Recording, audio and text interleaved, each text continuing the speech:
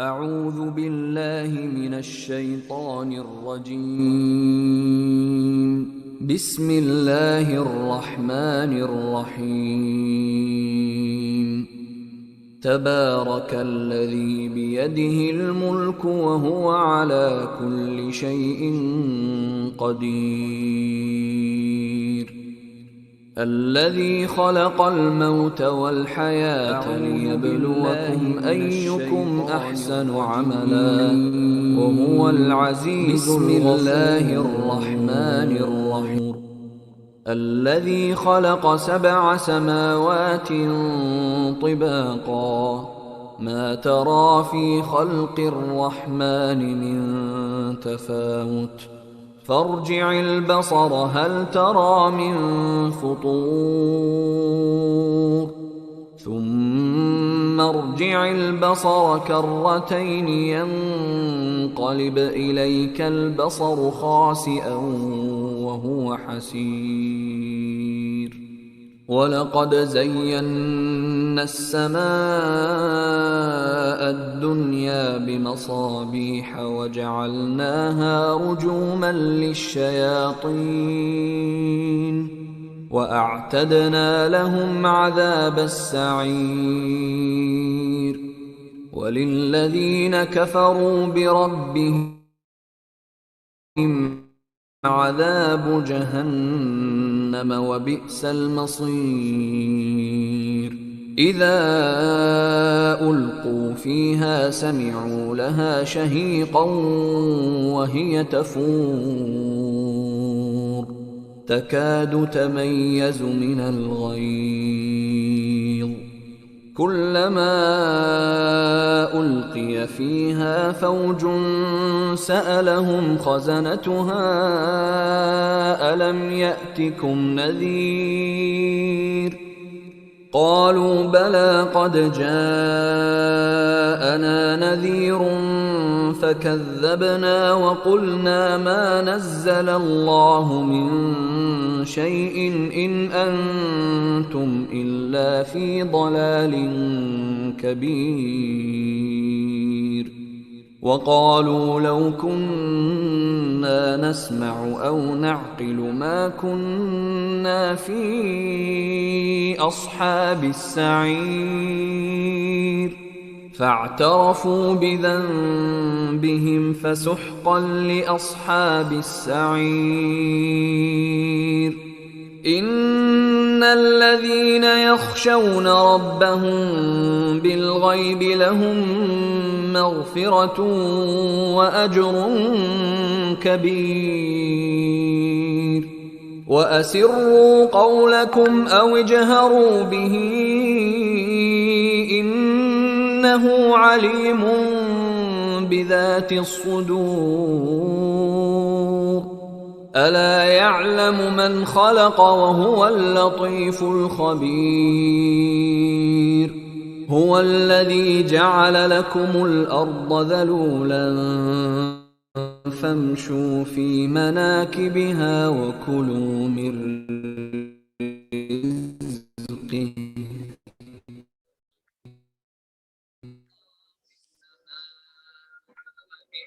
وإليه النشور.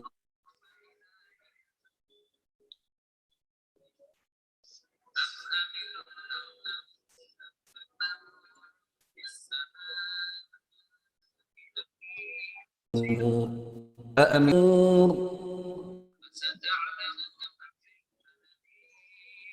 كيف نذير. ولقد كذب الذين من قبلهم فكيف كان نكير. أولم يروا إلى الطير فوقهم صافات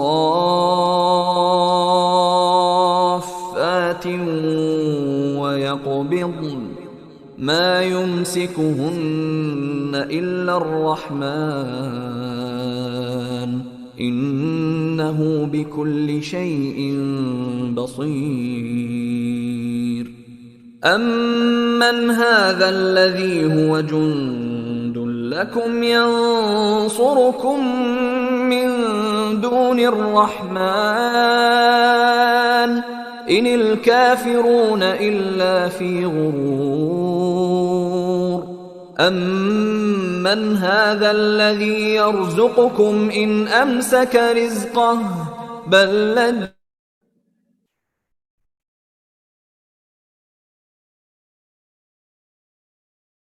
في عتو ونفور أفمن مكبا على وجهه أهدى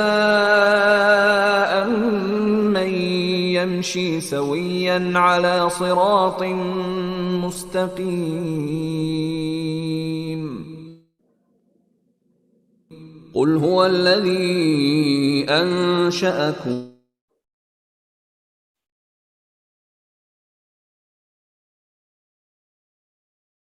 وجعل لكم السمع والأبصار والأفئدة قليلا ما تشكرون قل ويقولون متى هذا الوعد إن كنتم صادقين قل إنما العلم عند الله وإنما أنا نذير مبين فلما رأوه زلفة سيئت وجوه الذين كفروا وقيل هذا الذي كنتم به تدعون قل أرأيتم إن أهلكني الله ومن معي أو رحمنا فمن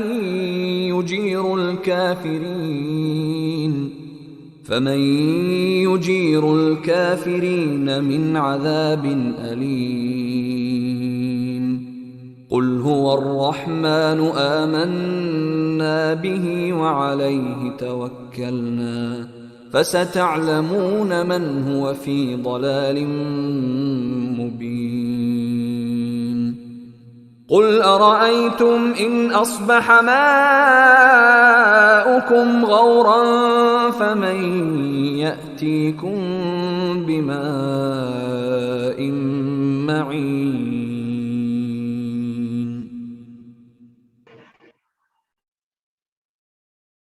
أعوذ بالله من الشيطان الرجيم بسم الله الرحمن الرحيم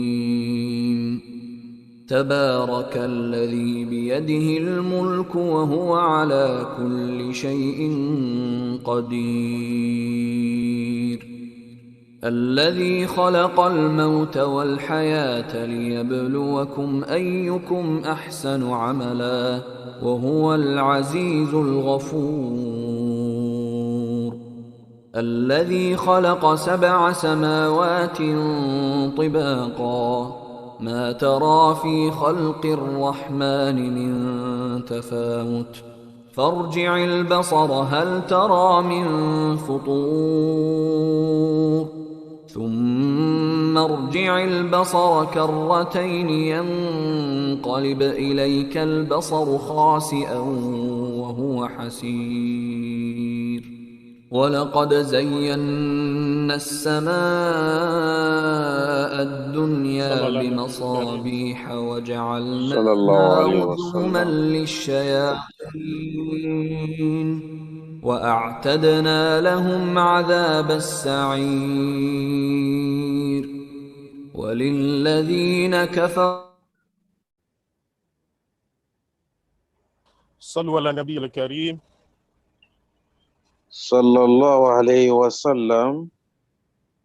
All right. Alhamdulillah wa salatu wa salam ala Sayyidina Muhammad wa ala alihi wa sahabihi wa sallim. Alhamdulillah, we give thanks to Almighty Allah subhanahu wa ta'ala, the Lord of the world. It is He to whom belongs the dominions of the heavens, the earth, and everything that is in between. We seek His benedictions upon the soul of Muhammad bin Abdullah sallallahu alayhi wa sallam, on his soul and the soul of the men and women who spend time with him. It is indeed my pleasure to welcome you to yet another time out on this monthly webinar forum of the Congress Professional and Professional Arm of the Muslim Congress, Lagos State. My name is Komoruddin Oladunjoye. For yet another time, I'm going to be your anchor on this webinar. But before we go ahead, please, I would like to advise that we all that on this particular channel mute our mic. Thank you very much. So again, you are all welcome. It is my pleasure to always have you. For those of you who are linking up with us here in Nigeria and from different parts of the world, we welcome you to these very august occasion of ours that comes up every second Sunday of the month. For your information, if you are just joining us for the very first time, this is the monthly webinar forum of the Congress Professional and Arm of TMC Lagos State, and it's an opportunity for us every Sunday, every second Sunday of the month, to come together to look at topical issues, the ones that borders on a whole lot of our affairs as Muslim professionals, and of course in terms of our contribution to the larger society.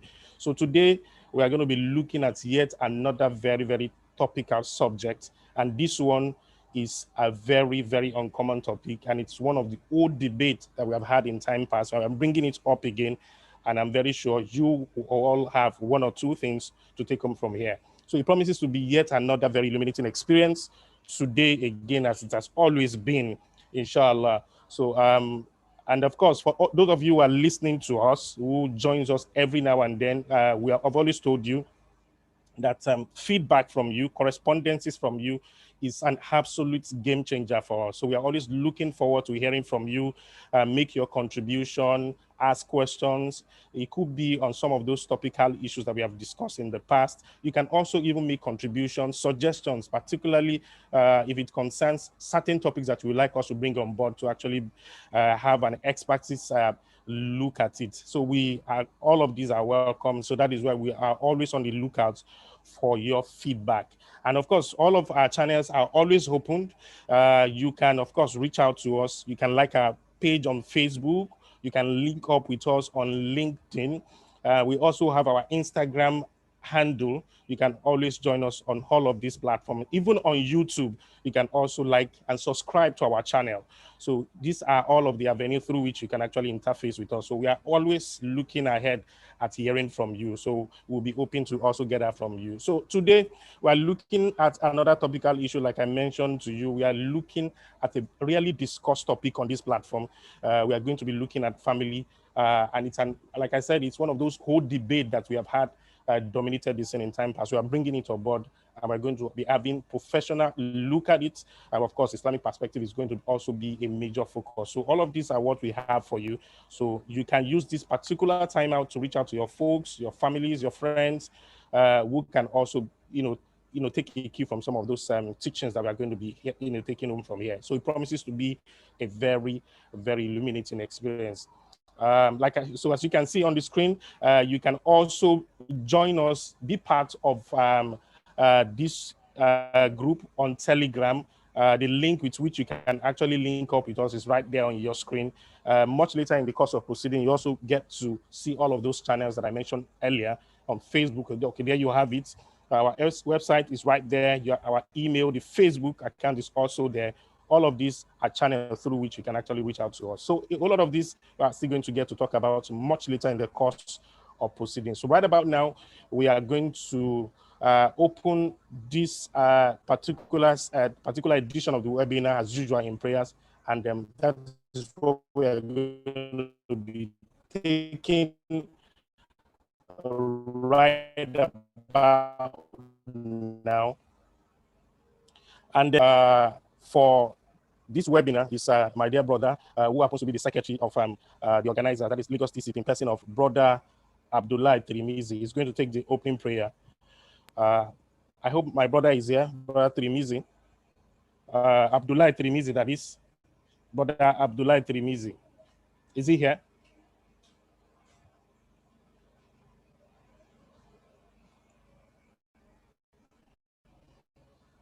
I can't seem to find him here just yet. So in that case, can we have Al Ustaz Abdulwahid Omotunde take the opening prayer?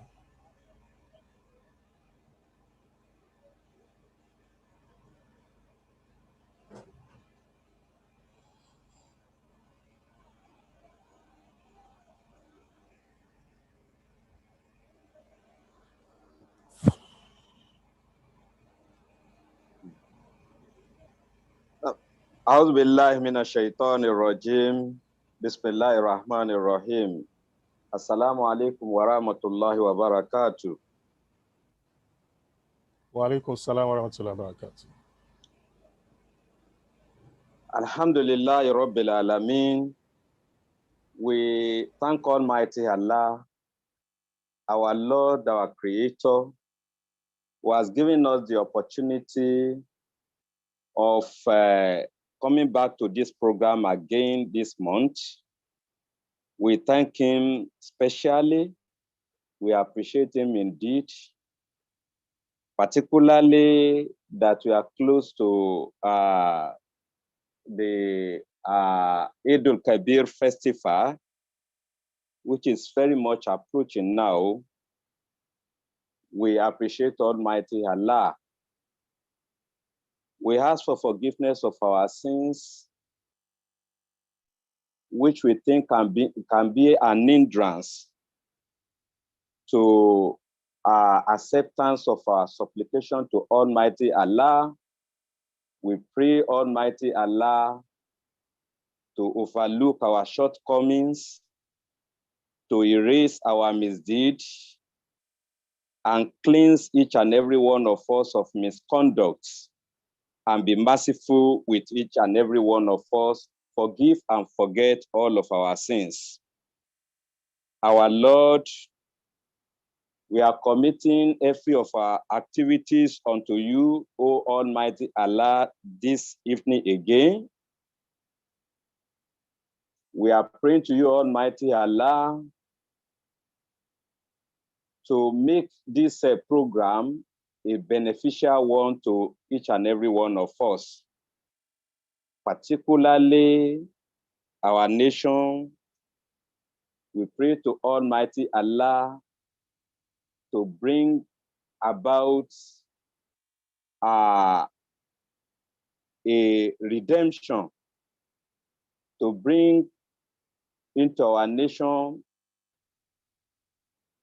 peace, rest of mind, security, and all that are lost in this nation. We pray to Almighty Allah, our Lord, by the time we shall be concluding this program, we are beseeching you to make it a successful one for us, and to continue to assist us to witness more of it on the surface of the earth. We are praying to you, Almighty Allah. We are hopeful that our prayers are going to be answered. May Allah accept our prayers. La hawla lana wa la quwwata lana illa bika ya Allah. Allahumma ya Rabbana taqabbal minna innaka antas samiul alim. Wa tub alaina ya Maulana innaka antat tawwabur rahim. Wahdina wa fiqna ila al-haqqi wa ila tariqin mustaqim. Allahumma salli wa sallim wa barik ala Muhammad wa ala alihi wa ashabihi wa sallama taslima. Subhana rabbika rabbil izzati amma yasifun wa salamu ala al-mursalin walhamdulillahi rabbil alamin. Amin. Thank you very much, our dear Sheikh Abdul Wahid Omotunde. For information, is the head of the parent body of TCP in Lagos State. That is talking about the TMC. I mean the Muslim Congress, whose brainchild the TCP is, and so that is the head of that organization in Lagos, Alhaj Sheikh Abdul Wahid Omotunde, who has led that opening prayer. May Allah accept every bit of the supplication offered by him. Thank you very much, Wali of TMC Lagos State. So we are moving on to the next in line now, and we are still staying within that with that confine of the spirituality. So we are going to have a recitation from the glorious Quran next, and to be rendered in the original version, that is Arabic, is my dear brother, one of the finest young scholars that we have here in Lagos. I'm talking about Al-Ustaz Muhammad Thani Akobi. He's going to be taking the recitation in Arabic. Thereafter, we are going to have Brother Ismail Muhammad Al-Hawal take that rendition in English. So, but first, let's listen to Al-Ustaz Muhammad Thani Akobi. Assalamu alaikum wa rahmatullahi wa barakatuh.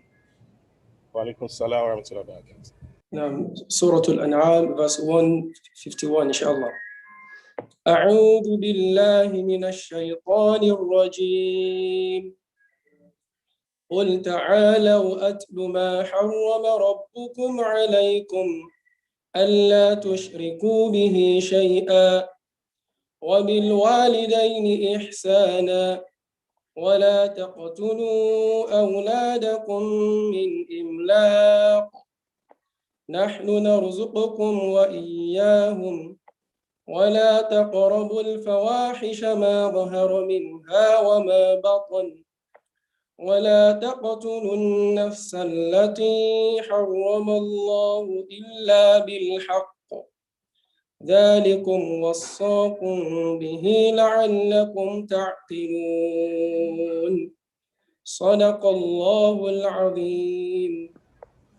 صدق الله العلي العظيم وصدق رسول النبي الكريم ونحن على ذلك من الشاهدين. A very great thank you to our brother Al-Ustaz Muhammad Thani Akobi for that very beautiful recitation. And so now we are going to be joining brother Ismail Muhammad Al-Hawal for the English rendition of that recitation from the glorious Quran. Surah Al-An'am. أعوذ بالله من الشيطان الرجيم. بسم الله الرحمن الرحيم. I seek refuge in Allah from the devil their cause. Surah Al-An'am, verse 151. Say, O Muhammad sallallahu alaihi wasallam, come, I will recite what your Lord has prohibited for you. Join not anything in worship with him. Be good and dutiful to your parents. Kill not your children because of poverty. We provide sustenance for you and for them. Come not to near al-fawahish, shameful sins, illegal sexual intercourse, etc., whether committed openly or secretly, and kill not anyone whom Allah has forbidden, except for a just cause, according to Islamic law. This He has commanded you that you may understand. Indeed, the words of Allah remains the truth ever. So thank you very much, my dear brother, for that very brief rendition of the recitation from the Quran. So there we have it, some thought-provoking messages from the passages just read to our hearing. And of course, our topic today, which is going to be our focus on the discourse today, is going to be centering on some of those messages out of that passages of the Quran that have just been read to our hearing. So I hope you will all listen attentively. And like I did say, it promises to be very, very illuminating and experience for us as we stand a whole lot to gain from here. Because we are going to be, rekindling some of the old debate that we have around this particular topic that I'm very sure that you all have seen. And the topic in question, as you will have seen in our flyers and of course in the publicity that we have done up to this day, the topic is family planning, the Islamic perspective, as well as we're going to be looking at it from Islamic perspective, and of course, as from the perspective of the professionals also. So we're going to be getting into all of that in just about a moment. So that is what we still have for you today. All of that is going to be unfolding as we move on now. I understand that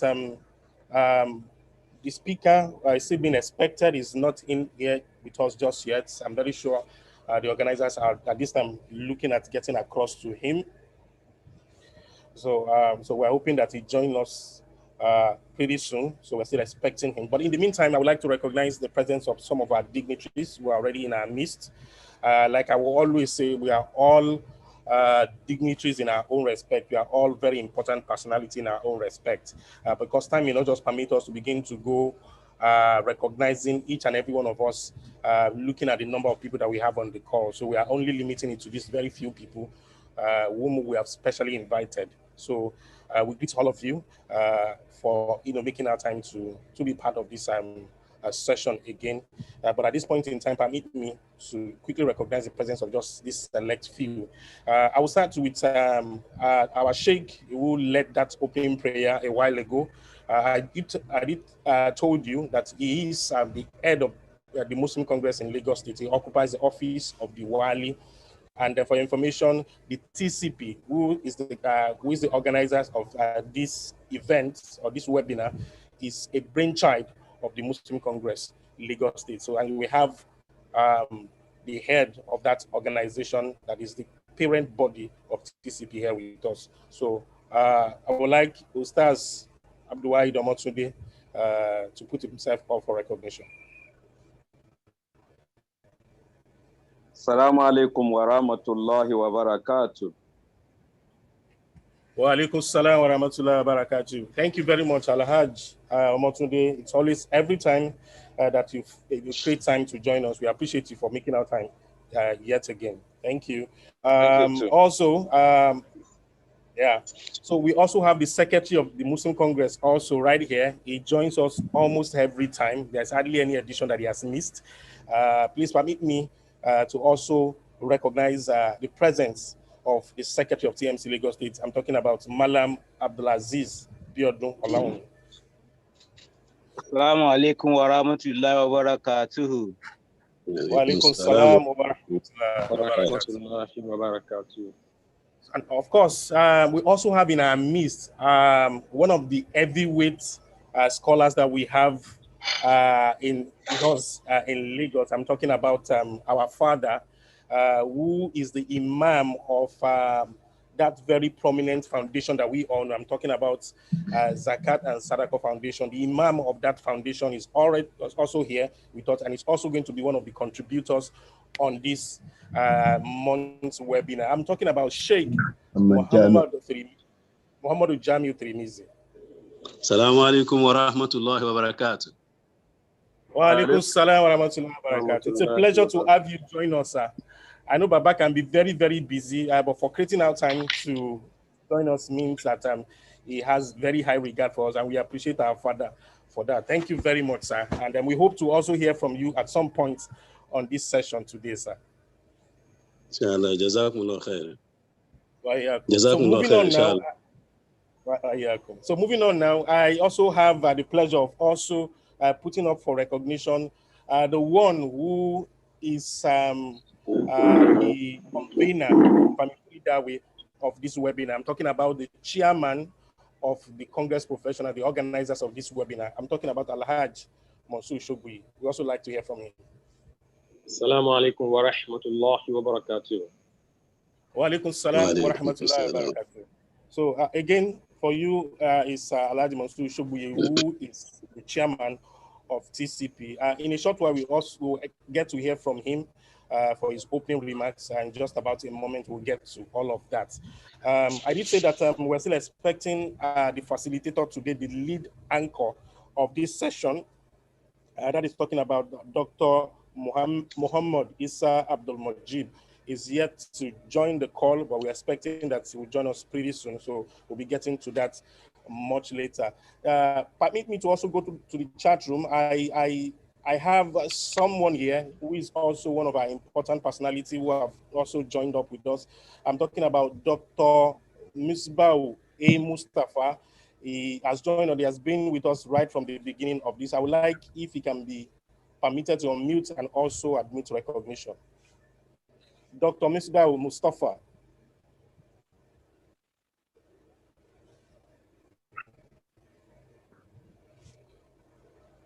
Okay, all right.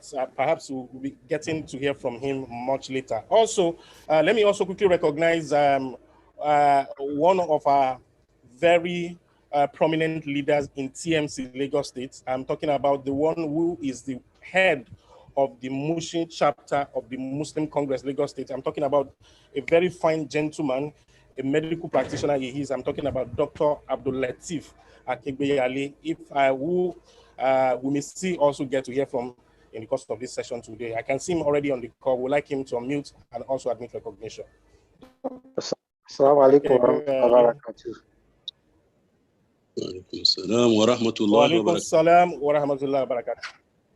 Yeah, good to have you, Doctor. So, before we get into the nitty-gritty, I did told you that we're going to be hearing from the chairman of TCP first, before we actually get into the mix for the discourse today, which is again family planning, medical and Islamic perspectives. So that is what we are going to be extracting today, and it promises to be very, very thought-provoking. Because, like I said, it's one of those old debates that has dominated the scene. We are rekindling this now because there's need for us to actually get the right perspective on it. So we are going to be getting into that very shortly. But right about now, we are going to cross over to Alhaj Mansour Shoguyi, the TCP chairman, for his opening remarks. It's over to you, sir. In the name of Allah, the most beneficent, the most merciful. Our great speaker, our guest speaker of today, Dr. Muhammad Isa Abdul Mujib, the MD CEO, our friend hospital, members of Honorary Council of Patrons of TMC Lagos State who are on board, distinguished members of the audience, both within and outside the church of the country. I say, Assalamu alaikum wa rahmatullahi wa barakatuh. Wa alaikum assalam. It is indeed a great pleasure and privilege for me to welcome you all to this edition,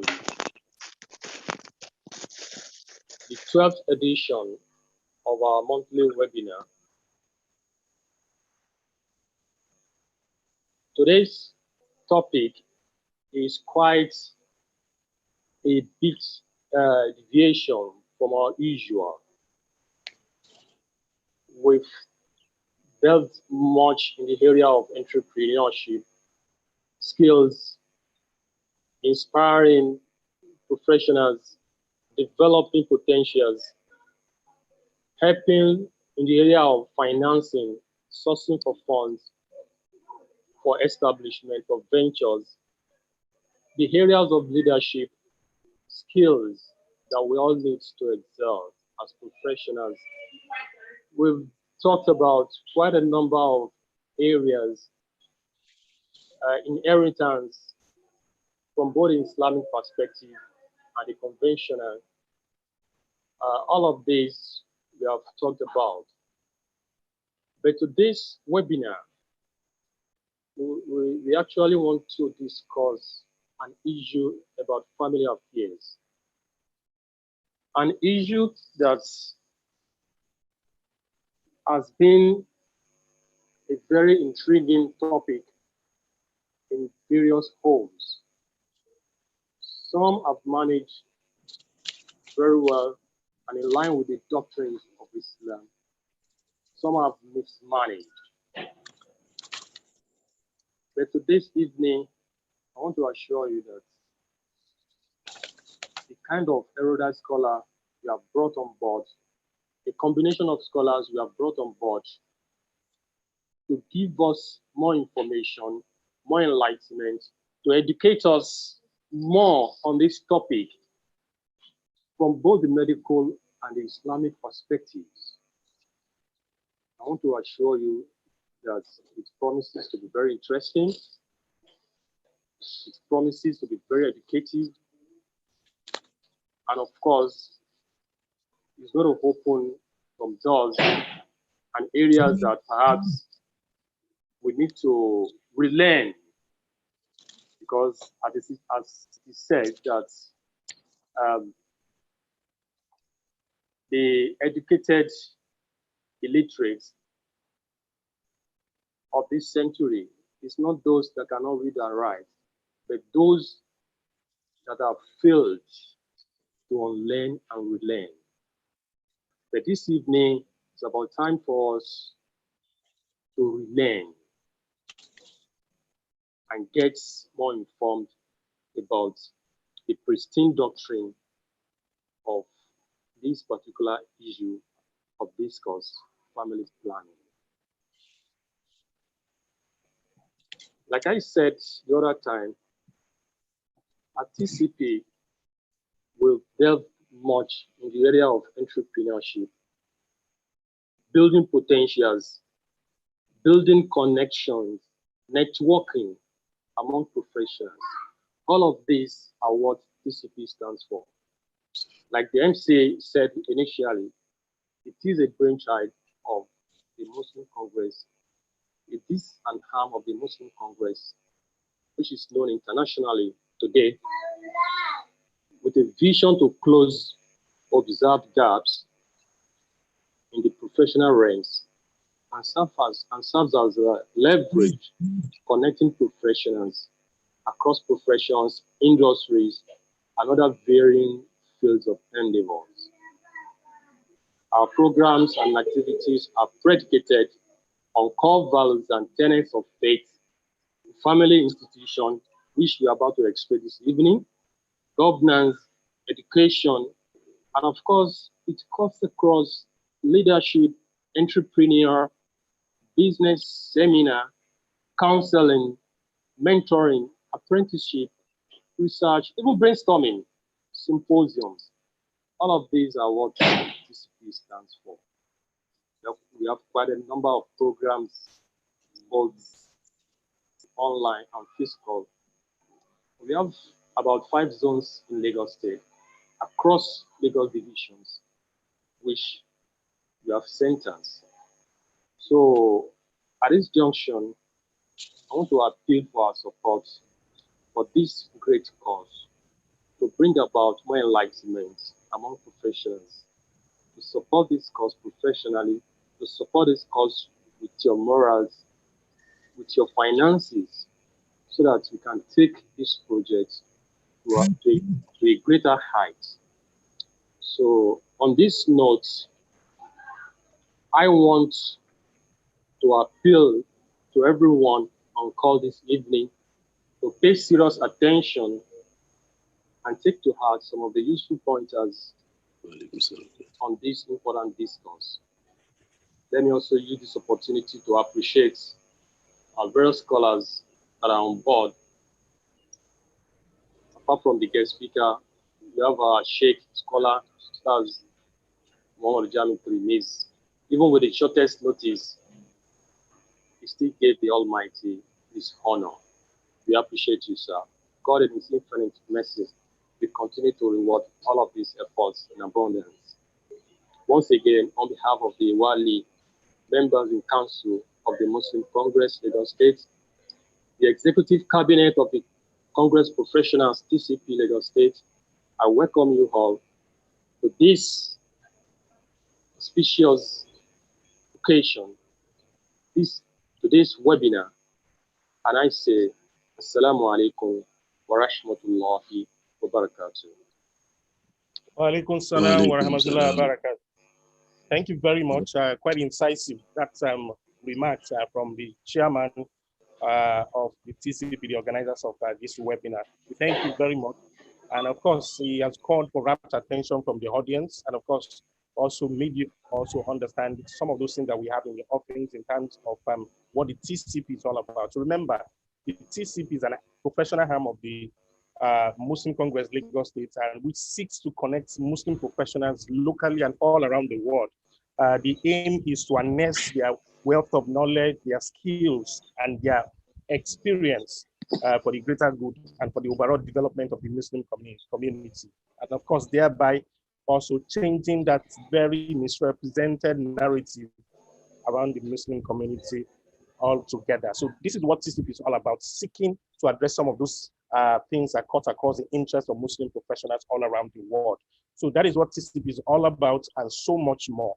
So as we are only using this webinar as one of those platforms through which we reach out to our numerous public. So it is expected that you continue to stick with us and let us together push this project to the next level. So thank you again, the chairman, Alhaji Mansur Shoguyi.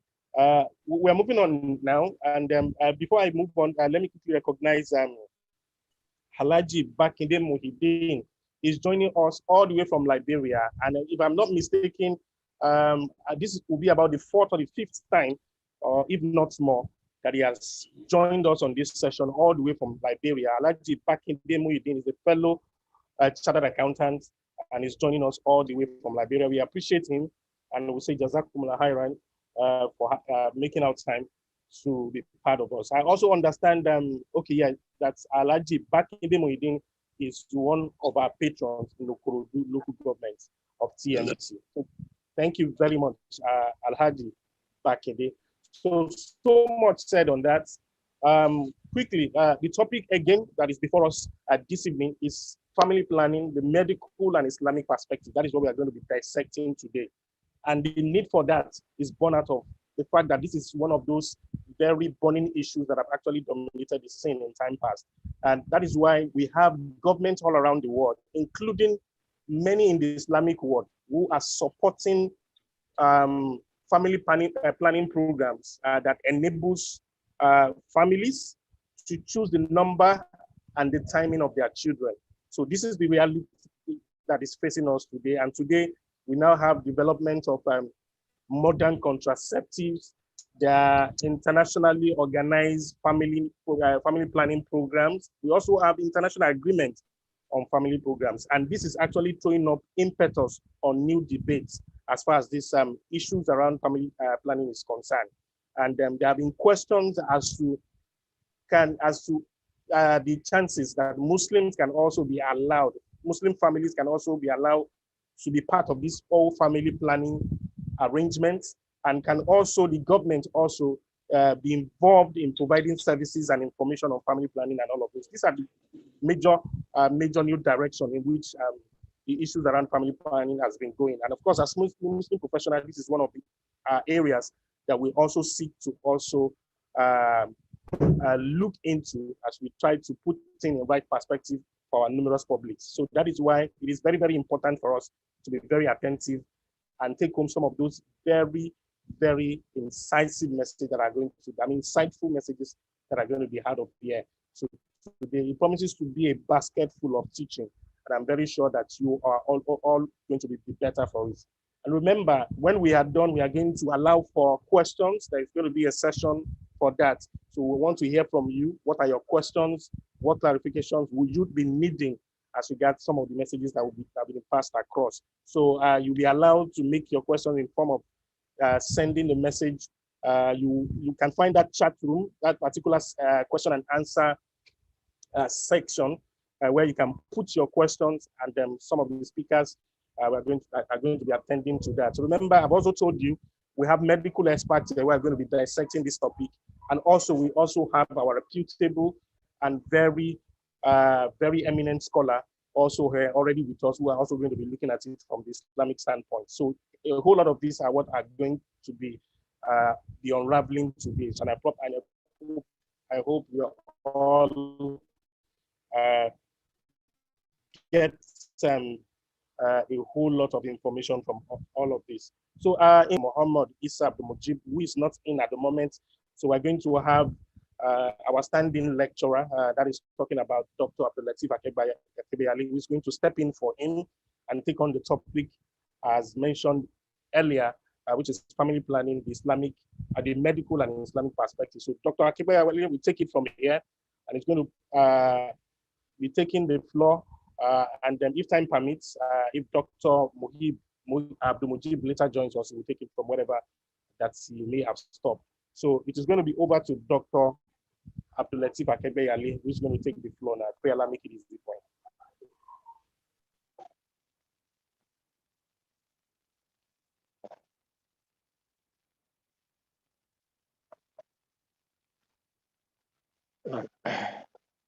Assalamu alaikum wa rahmatullahi wa barakatuh. Wa alaikum salam wa rahmatullahi wa barakatuh. Can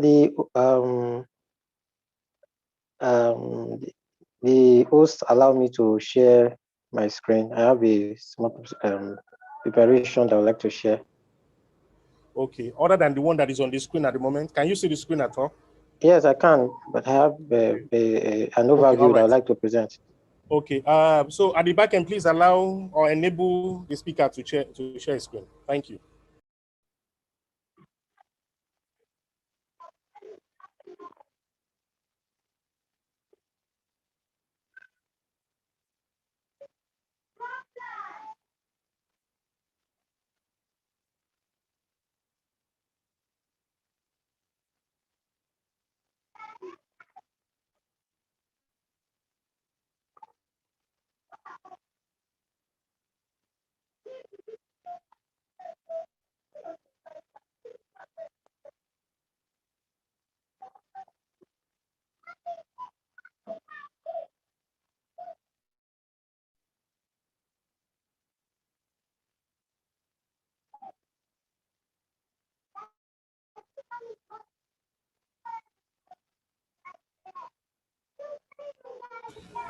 Yes, doctor, you can share your screen now.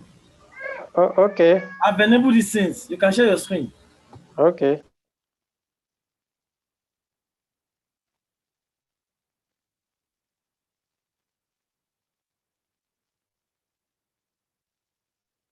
Oh, I think the document is not supported. Okay, let me see other way of presenting without sharing my screen. Okay.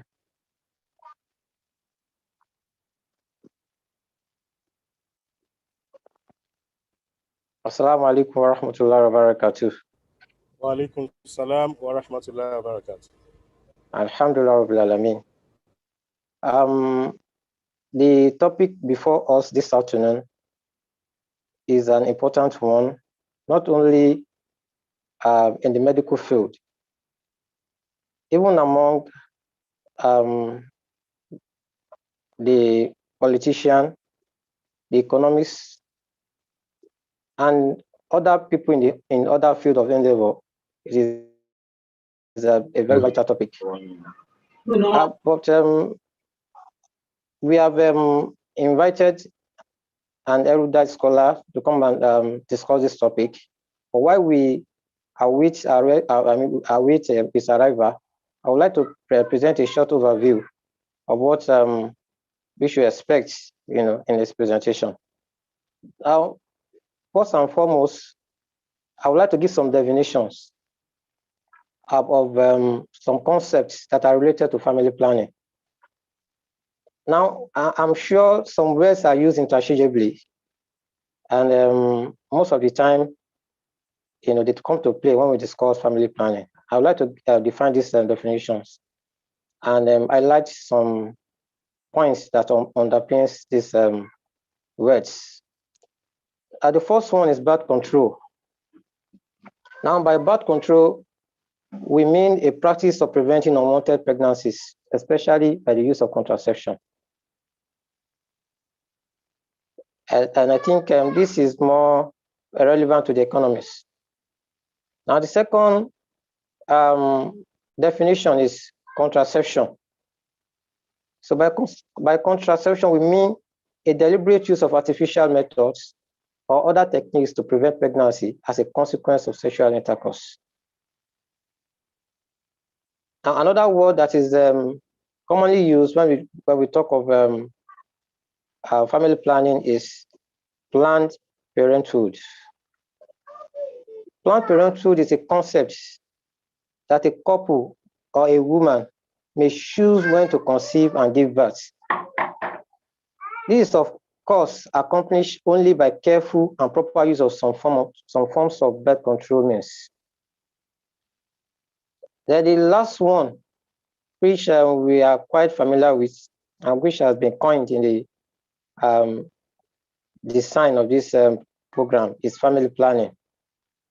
So family planning often refers to practice of controlling the number of children one has and the intervals between their births, what we call child spacing and family sizing, particularly by means of contraception or voluntary sterilization. Now, one word underpins all this definition, and that is prevention of pregnancy. This is different from the other way of getting rid of pregnancy, which is abortion. So in other words, the aim of family planning is nothing but to prevent pregnancy, and is quite different from abortion, at least from the medical point of view. Now, I said earlier on that family planning means different things to different people. In fact, it is a multi-edged instrument because it has been deployed to achieve different ambitions in different sectors. To us in the health sector, especially in public health, it is a veritable tool to reduce maternal mortality, which is one of the indices that have been used to measure the level of health development in the country. Maternal mortality and mobility have been significantly reduced through the use of family planning. So also in the health balance, they have used, family planning to increase child survival. You know, in the past, one of the things that was very common was a couple will have quite a number of births, but only few will survive.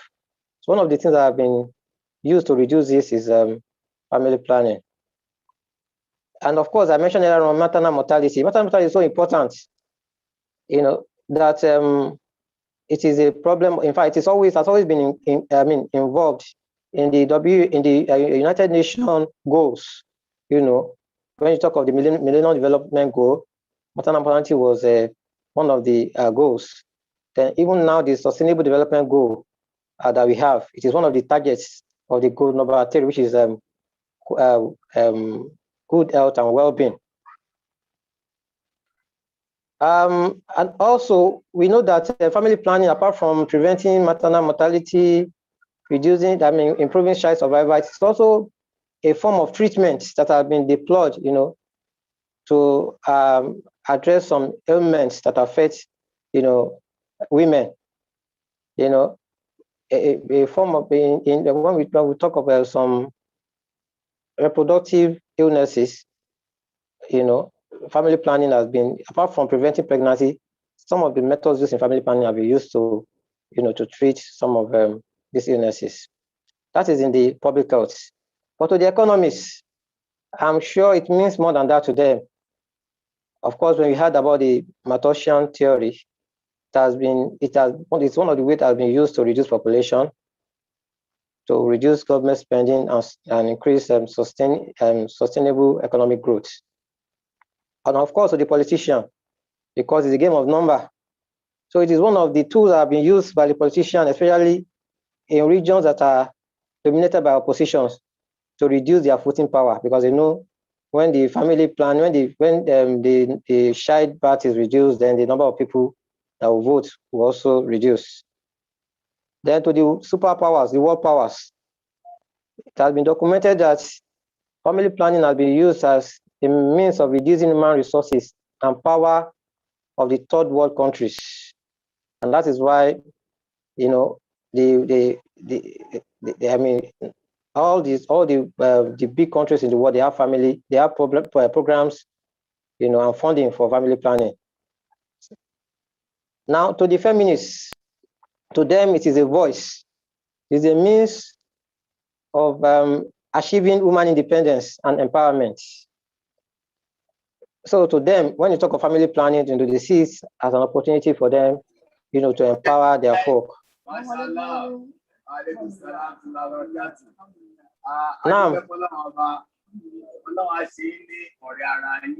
Now, to the married couples, which of course, it is the focus.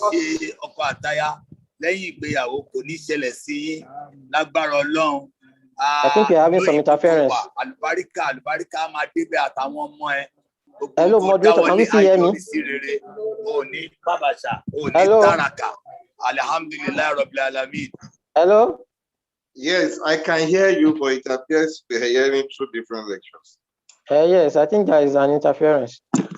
Okay, I can continue now. Huh? Yes. Okay, all right. Okay, now, you know, to the couples, married couples, which I think is the primary focus, or I think should be the primary focus of family planning. To them is a means of child spacing and family sizing.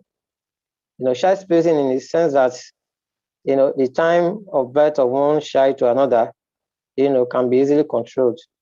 And then this has so many implications to improving health of the, not only health of the women, but also the family as a whole, including the father, the children as well.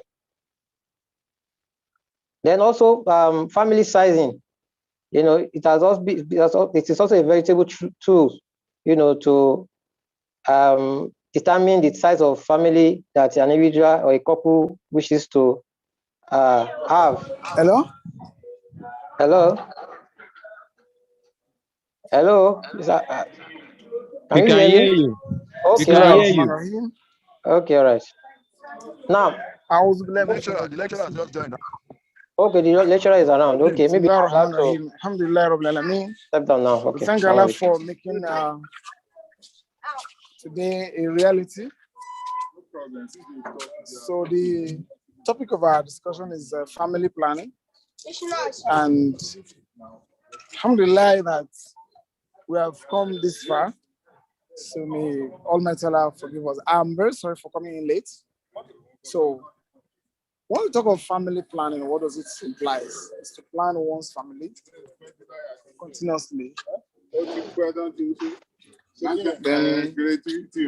to control the number of children you want to have. At the same time, to predetermine the size of family you intend to have. So also to do abortion in an unwanted pregnancy. No. We're going to pray. Okay. Yes. No. So next slide, please. Next slide.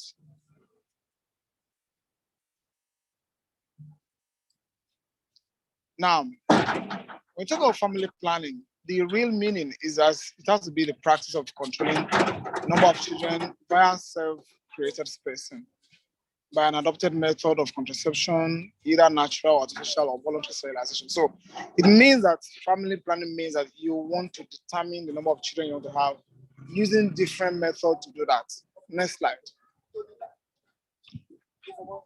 Next slide. Yeah.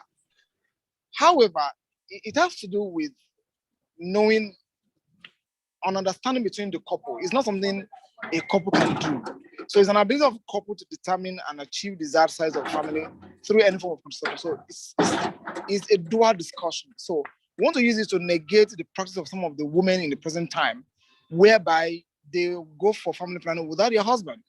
So a Muslim sister, a wife in Islam cannot do that. So why will a man also go for contraception without his wife knowing? No, it's not possible. It must be an agreed understanding. We are going to do any form of family planning at all. Yes, next slide. So what is the background to family planning? Unfortunately, it started with some group of people with different motives. And I want us to get this very clear. Now, in United Kingdom, in 1921, it started, where it started with birth control of children by saying that children should be by choice, not by chance. It means that you cannot just have a child just like that. It must be something you plan for. Now, after that, the birth control, they now established 5 clinics for birth control in 1930. Between 21 and 30, about 9 years, they were just practicing birth control of, you cannot just have a child if you did not plan for it. Later, this also graduated to local health authority, whereby they allow the system to begin to counsel women that want to get married or those that are married. Beyond that, by 1931, National Birth Control now turned to National Birth Association, but National Birth Association. So it goes on like that, just because the system has to control the number of children you want to have. What led to that? We'll get for you. Now, so many factors. No. Next slide. So many factors were responsible. Next slide, please.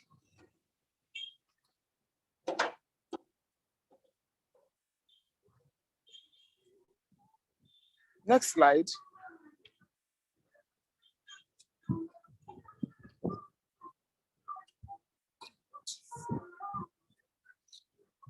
Well, okay. So in 1960, the issue of birth control was becoming more interesting, whereby unmarried people are getting involved by beginning to talk to unmarried ones on planning before they get married. So that happened is Ellen Brooks at Mary Stopes Clinic in Whitfield within the city of London. And by 1936, don't forget that sex hygiene of birth regulation started. So IUD became approved. IUD is an intrauterine device, was approved as a means of control birth. Driver. Evacuate. So by 1962, it has become internationally accepted, whereby it is now being it's not being sponsored by international bodies because the need to control population has become expedient. And so that is very key.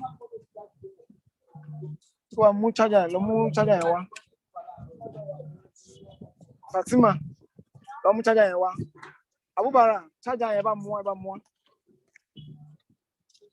so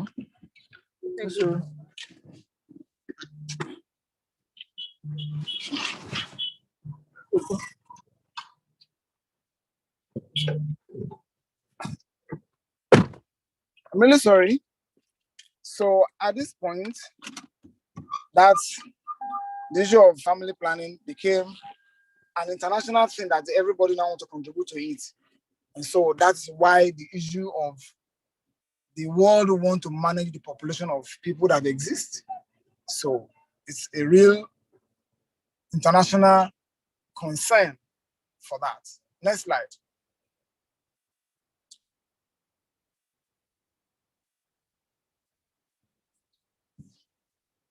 So World Bank also got involved.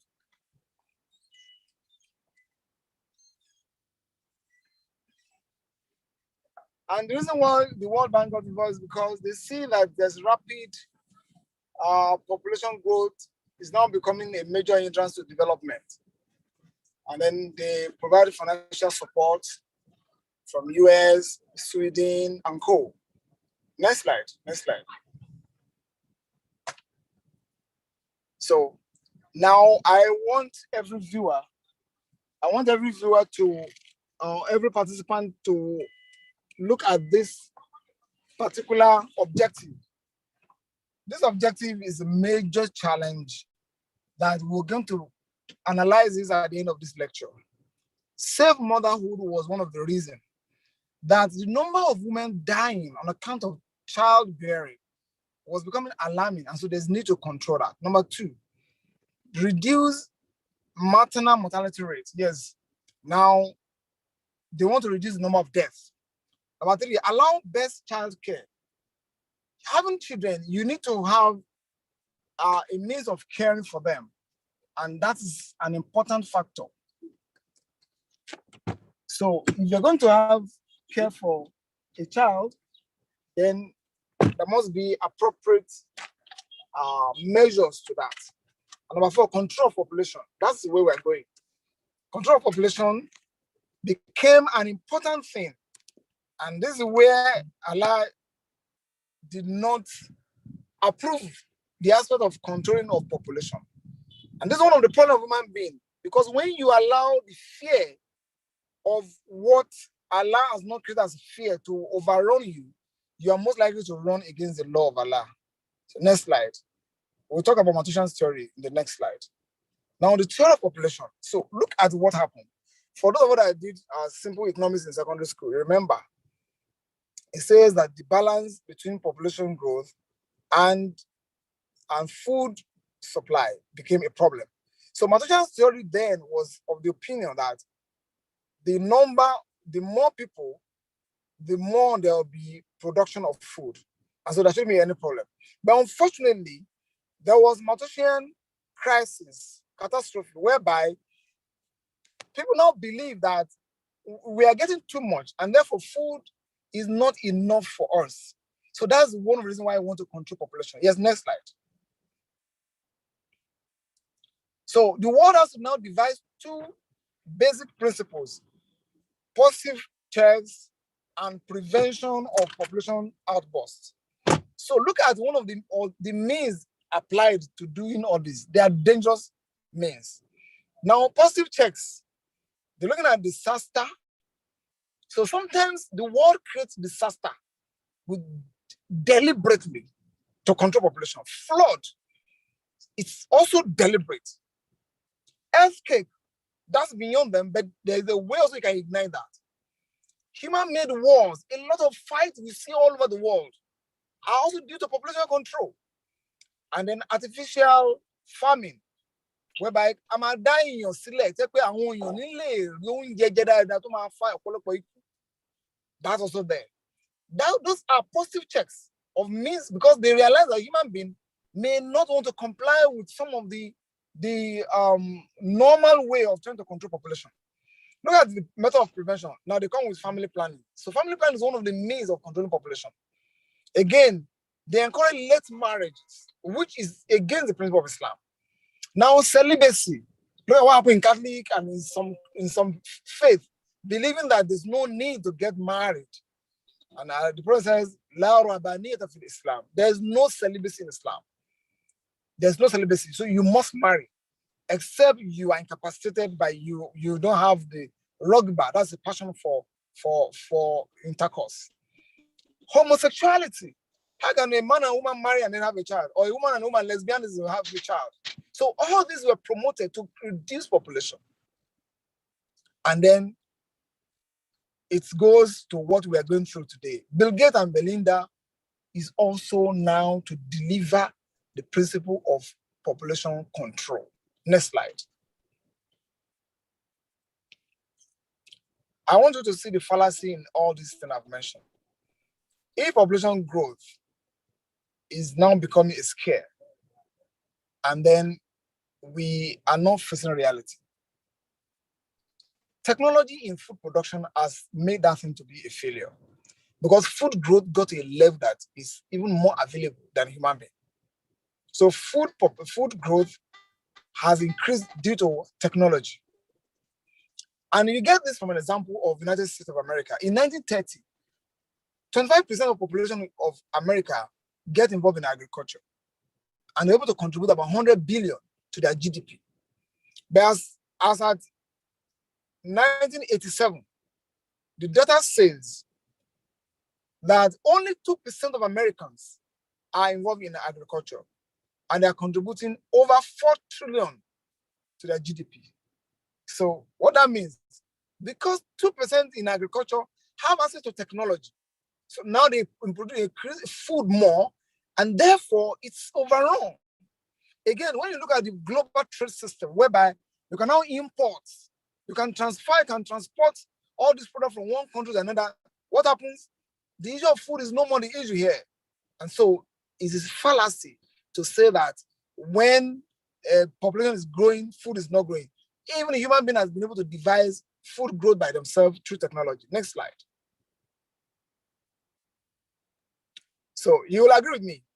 Growth rates are not consistent with Malthusian theory.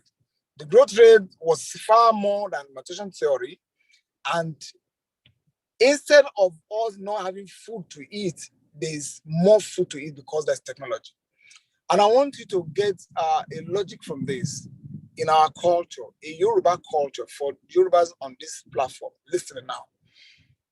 We grew up in our community to realize that the more children you have, it means that the more you are rich and you are a strong man, not strong man in terms of other things people think, but strong man in terms of ability to manage things. And it has promoted that. Our fathers who have more children then, they have more farm. They cultivate large farms, and then they can have more than one wife, and then they have more children.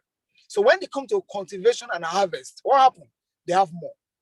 Similarly, if there is a fight in the community, what happens? Those communities that have more children, they have more grown-up adults who overrun the other people that have fewer people. So population has come to add to value, not to reduce value. You can also get that from Islamic history. Remember, in the early wars of Islam, what happened? The unbelievers are far more than the Muslims. If not for the help of Allah, Allah says,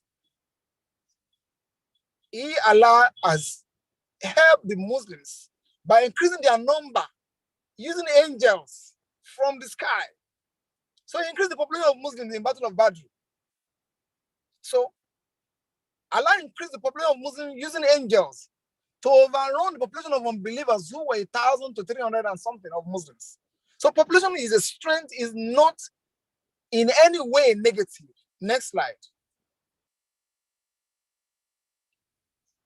So I finished out to tell that, look at China. Next slide, please. So China has highest population in the world today. And what's happening? They control the economy of the world today. So do not get fear the problem of family largeness, in terms of adversity. No, do not be in that category. So why, how are we doing it now before now? It means in a human concept. Allah says, Inna shaytana ya'idukum al-faqr wa ya'murukum bil-fasha. Wallahu ya'idukum maghfirah. Allah says, it's definitely shaitan instill fear of poverty in the mind of human being. And that's what led to corruption, rituals, killings, and then family planning as it were. So sometimes again, also in African countries, in our traditional indigenous style, we also engage, our forefathers engage in family planning in certain climb of African setting. Unfortunately, I want us to calm down at this point. Unfortunately, I'll give you the long list of all set of family planning employed at that time. And none of them, none, except maybe one or two, that is acceptable to Islam. Number one, douching means that overwashing the vagina. That's against the medical principle. You are going to make the woman to be more, to have more infection. Two, alcohol drinks. Some people still believe that today. You have sex, then you take alcohol, thinking that will stop pregnancy. Is a lie. Three, amulets, tying amulets on my ditira as a means of doing family planning. For God's sake. How does that work? Now, spiritual padlock. One want if fear, gotta go to Tile or Moy. All of these are against Aqidat Islamiyah. Now, traditional ring, or in the name of preventing pregnancy, is also against Islamic teachings. And then beyond that, waistband, I want to bring command low like a big bad, come about low, teaching Islam. Drinking herbs on one, bullshit on your mom, so on. Now, it want me, safety pins or soil eating. I'll command day yepe. Also, now you pretend my budget, my does not my bemu. Let's prevent you. How does that work? For God's sake. There's some reasons that are very, very illogical. Burial techniques. Now, when you deliver and you have a placenta, there's a way you deliver the placenta, you bury the placenta so that you not get pregnant quickly. Now, thigh sex. Yes, that is like not doing the sex in the right way. The man using the thigh of the woman. Yes, that is reasonable. That is scientifically okay. But what about holy water and holy oil that people drinks? All does not make anything. Breastfeeding, yes, that is coming to the recommendation of Islam. And then burial of umbilical cord, like I mentioned, the placenta too. Burying of menstrual blood. When a woman menstruates, she packs all the blood and go and bury it somewhere, believing that will also prevent her from getting pregnant. And then periodic abstinence and withdrawal also is acceptable in medical terms and in other climb of the world. This also can be approved by Islamic teachings. So we get there. Next slide. All those teachings, all those methods I've mentioned were traditional indigenous styles that were used. They virtually run against Aqidat Islamiyah, Islamic ideology. So if you believe in Allah, you must not engage in something that is satanically spiritual, whereby you go into evil. And then that means you believe less in the workings of Allah. Rather, you should employ science that is real.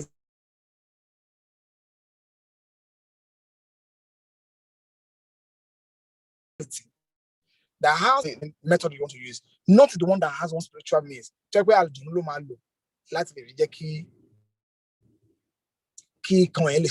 is wrong by every standard. So now modern family planning methods.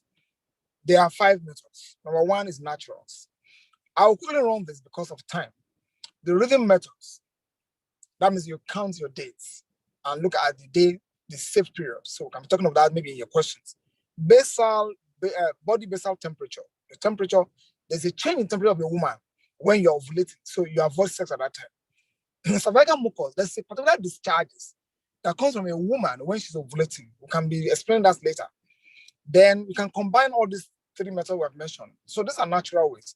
You're not into any drug. The second method is barrier interruptions. That means you're using a condom as a man or a woman. There's a condom for both sides. There's a barrier cap, you have sponge, you have so many that's meant for male and female that exists. Then withdrawal is also coitus interruptus. The man is about to come and then he quickly get out of the sexual process. So that's also is a modern way of sex or preventing pregnancy. Number 3 is drugs and injections. This is where the issue lies.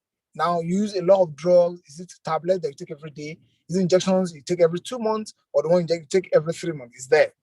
Or emergency contraception. A lot of women listening to me knows about Prostino 2. Yes, that immediately after sex, between 24 hours after sex, you take it. Yes, so that's also there. What are the challenges associated with this? We'll talk about that. Implantation, that means inserting something in a woman, an IUD, or implanton, you put something in the hand or something inside the reproductive system of a woman to prevent pregnancy. So that's also there. But all of these have issues with scholars. We'll come there. The last one is surgical, whereby you operate on a woman and then you have to tie the tube so that she cannot get pregnant again. Or a man that will do occlusectomy. Occlusectomy is to remove the 2 testes, or vasectomy is to tie the vessels that connect the scrotum to sperm production or sperm release. So once we cut that off, then such a man cannot actually impregnate a woman. So these are 5 areas of modern family planning that's accepted to science. But how does that go to Islam? Next slide, please. So analysis of those 5 methods on failure rates or percentage of effectiveness differs greatly. For example, the failure rate of the natural method is higher. Yes. Why the failure rate of the barrier method, using of condom, is low. So when you take it the other way around, effective percentage means that the barrier method has higher effective percentage than the natural method. So that's just the issue. But we don't look at side effects of all of them. Natural one has less side effect or no side effect. Why the barrier has some side effects. For example, I remember recently we get to treat a woman while they were having the marital intercourse, the condom got torn and a piece of it remained in the woman, remained somewhere hidden, right far deep somewhere. And she was treating infection for many months and they cannot identify it until we assess the woman. We examine thoroughly and we realize that there's a particle of the condom staying somewhere that harbor infection. And so she's running into serious infection that is already making her run crazy. So that's a side effect of that. Now, when it comes to the drugs and injections, they have a lot of side effects. And as I speak with you as a medical doctor and practicing obstetrics and gynecologist, I can tell you, in my field, I still discourage a number of women to employ that method of drugs and injections. The side effects can be too enormous, make you get fat, sometimes you lose your menses, and sometimes you can begin to experience menopausal syndromes. So many side effects can come up with you, and you cannot imagine it. And then sometimes you want to go back to have children after maybe you want to space your children. But then you stop it. Some women have not been able to get pregnant afterwards, while some women were able to get pregnant. So it has a lot of side effects that they can be too deleterious to human beings. So for God's sake, what's the position of Islam about that? Islam says, everything that's injurious to you, you must not do it. Allah says, وَلَا تُلِكُوا بِأَيْدِيكُمْ إِلَى تَهْلُكَ. Do not use your own hand to cause your self-destruction. So most of all these injectables and drugs will destroy you. Implanton also will destroy you, will cause a lot of dangers in you. And therefore, Islam is against that. Then about the surgical aspect, Islam will favor surgical aspect based on conditions that is possible. So that is very, very key. So we'll begin to analyze that if our questions time get to that level. Next slide. So Islamic family planning. This is the real discussion here. Islamic family planning, it has to be understood by everybody that how can Islam exist without talking about family planning? So a belief system from the creator must not fail to discuss family planning. That's the truth. All matter has been discussed. Allah says, Ma faratna fil kitab min shay. There's nothing I've left out of my book, Al-Quran. Alhamdulillah. I'm happy to be a Muslim because this is a book that discusses everything about human being. So family planning is there in Al-Quran. So if that's the case, how? Let's go on. If you look at the beginning of man, it's based on family planning. Why? Allah created Adam first before he created Hawa. Why did he create both of them at the same time? No, it's family planning. Again, when it comes to procreation, look at how Hawa has children. He had twins in multiples, a male and female twins in multiples. Okay, a male and female like that. It's a form of family planning. Okay, let's go on. Next slide. Next slide, please. I think these the person should be fast. Yeah. Now, look at this. The most comprehensive belief system must definitely have, as a way of life, must definitely have a family planning. And I give you an example. The first thing to be a Muslim is a family planning, because if parents do not actually do the right thing, their children do not act as a Muslim, then you are failed as a Muslim. Individual responsibility. When you now become a Muslim, you follow the rules of Allah. Is a family planning, because if you don't plan to follow the rule of Allah, you follow the rule of human being. Number 3, why the law of marriage, choice of partners? That's where it starts from. When you are going to get married, the law says that you must choose the best woman for your children, and the one should choose the best man for his children as well. Okay, law of childbearing, that's childbearing. That's one we're discussing in the medical world, and I'm coming there. Then abolition of Jahiliyyah. Family planning came because during Jahiliyyah, they do all sorts of things. They do all sorts of births, different types of marriages, and different types of children bearing. And Islam come to finish that. Infanticide. Then a girl child is a disease, is an ignominy. It makes a man feel small and feel lower. And so therefore they begin to kill their female children. So this is against Islam. Eradication of major sin. Zina was a major problem, which is now what is occurring. Today, if there's any man or woman that's not engaging in zina, is not civilized, because that's now the norm and the practice of today. Islamic law of fostering and not adoption. Why does Islam talk about to foster children, but against adoption? Because you cannot make another child to be your child biologically, but you are encouraged to foster children, that you can get children and nurse them and make them greater people. That's family planning. Law of divorce. You cannot just welcome and divorce your wife just like that. Ask her to go for what? Family planning. Law of widow and widower. So then at the same time, law of inheritance. Law of inheritance is family planning. Look at all the principles of those that can inherit and those that cannot inherit. And finally, Islamic family structure. We're talking about orphans and co. So these are all family rights. But let's go to number 4. Number 4 is the 4th basis of Islamic family planning in Islam. So 11 ways of family planning that's established. 11. So we're taking the 4th one. This is the basis of Islam. Procreation must be guarded and guarded except for animals. It's only animals that have children, they keep having sex until they cannot have children again. No. If Allah wills, he will have made us like pig, fish, and co, and then it will just procreate continuously without having a break. So Allah did not do that. So that's family planning. He therefore regulates female ovulation. So a woman cannot ovulate more than 1 egg or 2 eggs in a month. So it's a family plan. So you can see that family planning exists in Islam naturally.